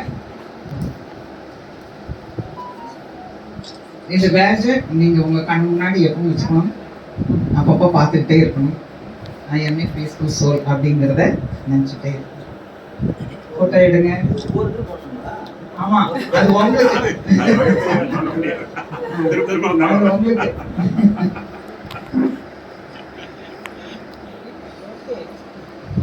ஓகே, ரைட். இப்போ எல்லாரும் இப்போ என்னுடைய ஒரு உற்சாகப்படுத்தணும் அப்படி எல்லாருக்கும் வந்து அனுபவத்தினுடைய ஒரு அனுபவம் கிடைக்கணும் அப்படிங்கிறதுக்கோசரமாக பாபா வந்து 2 நாள் அமிர்த வேளையில் நான் உட்காந்து யோகா பண்ணும் பொழுது நான் வித்தியாசமாக பண்ணணும் பாபா எனக்கு ஹெல்ப் பண்ணுங்க அப்படின்னு. சரி இந்த அனுபவத்தை கேட்க வைக்கலாம் சரண்டர் ஆனவங்க அப்படிங்கிற ஒரு எண்ணம் வந்தது. அதுக்காக திடீர்னு ஏற்பாடு பண்ணி அதுக்கு ஒத்துழைப்பு கொடுத்த நம்ம சரண்டர் பிரதர்ஸ் அண்ட் சிஸ்டர்ஸ் எல்லாருக்குமே ரொம்ப ரொம்ப நன்றி. உங்களுடைய அனுபவங்களை ஷேர் பண்ண கேட்டேன். நீங்க இங்க வந்து அனுபவம் செஞ்சீங்க. உங்களுக்கும் நான் கூப்பிட்டதுனால வந்ததுக்கு உங்களுக்கும் அனைவருக்கும் நன்றி கூறி இந்த ஒரு நிகழ்வை வந்து நான் நிறைவு செய்கிறேன். நம்ம இவங்க வந்து இப்பதான் மதுரன் போயிட்டு வந்திருக்காங்க. நம்ம சாந்தி டாக்டர் முதலே ஒரு தடவை விஐபியில போனாங்க. இப்போ வந்து ஃபேமிலி மீட்டுக்காக போனாங்க. அதனால அவங்களையும் நிறைவாக 2 வார்த்தை வந்து பேச சொன்னேன். அனைவருக்கும் வணக்கம். நான் இன்னைக்கு என்ன கத்துக்கிட்டேன் அப்படின்னா, எங்க பேசணும்னு பார்த்து பேசணும்னு கத்துக்கிட்டேன். நான் அன்னைக்கு பீஸ் பேலஸ்ல எதாச்சியா பெரிய பேச்சாளர்கள் முன்னாடிலாம் நம்ம என்ன பேசினேன். ரவி பிரதர் கவனிச்சிருக்காரு நான் என்ன பேசுறேன்ட்டு. அதே மாதிரி ரஞ்சனி சிஸ்டரும் கவனிச்சிருக்காங்க. நீங்க பயங்கர கதையெல்லாம் சொல்லிட்டு வந்தீங்க அப்படின்ட்டு. ஸோ என்ன பேசணும் அப்படின்னு கத்துக்கிட்டேன். அந்த அமைதிங்கிறது கத்துக்கிட்டேன். அமைதியா இருக்கணும் அப்படின்ட்டு. ஸோ இது 2யுமே நம்ம ஃபாலோ பண்ணலாம். அமைதியா இருக்கலாம். அப்புறம் கடைசியில கிளி அவங்க சொன்ன மாதிரி எல்லாத்தையும் யாரு திட்டினாலும் பாபா கிட்ட விட்டுட்டு போயிடலாம். அதுதான் பெஸ்ட். என்ன சொல்றீங்க?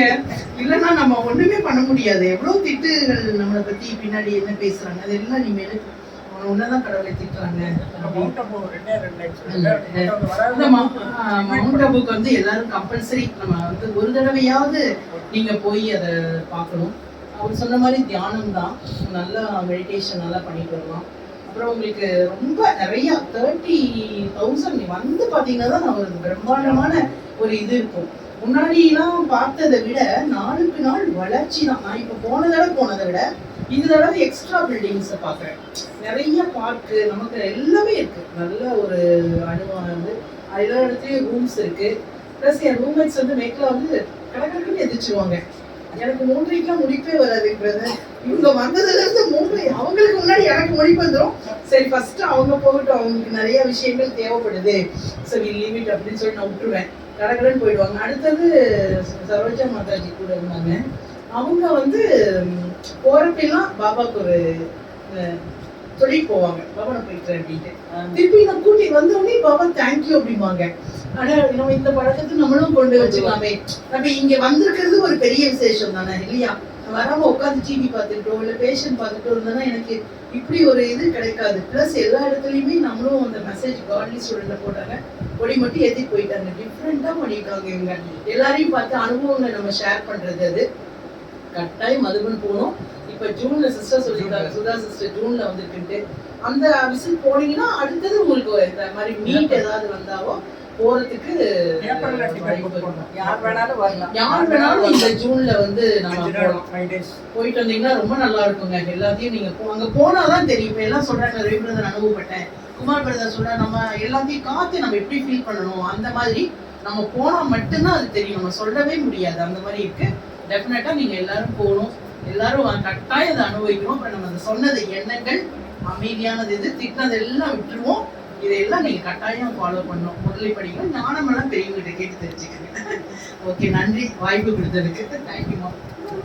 இப்போ கேட்ட எல்லாருமே ஒரே ஒரு வேண்டுகோள், புதுசா வந்தவங்களுக்கோ இல்லை பழசான பிகேஸ்க்கோ ஒரு நாளைக்கு 3 தடவை மட்டும் கோச்சுக்கோங்க. கோவப்படுங்க, அதுக்கு மேல கோவப்படாதீங்க. ஒரு 3 தடவை கோச்சுக்கோங்க, சரிங்களா? அதுக்கப்புறமா அதை 2ஆ பண்ணிக்கலாம், அப்புறம் 1ஆ பண்ணிக்கலாம். அப்படி நம்ம குறைச்சிக்கலாம். இந்த உறுதிமொழி நான் வந்து இன்னைக்கு நீங்க பகவான் கிட்ட விட்டுட்டு போங்க. அந்த நஞ்சை விட்டுட்டு போகிறதாக நீங்க உறுதிமொழி எடுத்துக்கலாம். அதனால நீங்கள் வந்து ஒரு அழியாத ஆத்மா, 2 குருவ மத்தியில இருக்கீங்க. அதே சமயத்துல புள்ளியாக இருக்கக்கூடிய அந்த சிவ தந்தையும் நாம என்ன பண்றோம், கனெக்ட் பண்ணிக்கிறோம். இந்த உறுதிமொழி எடுத்துட்டு நீங்க சாப்பிட்டுட்டு இங்க மெடிடேஷன் ரூம் இருக்கு, அதுல போய் நீங்க ஒரு உறுதிமொழி கொடுத்துட்டு போங்க.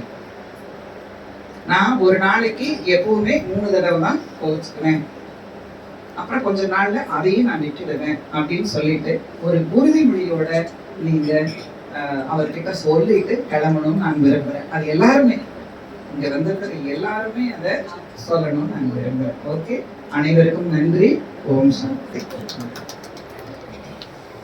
எல்லாரும் சாப்பிட்டுட்டு இருந்தாலும் கை தட்ட முடியுமா? பரவாயில்ல.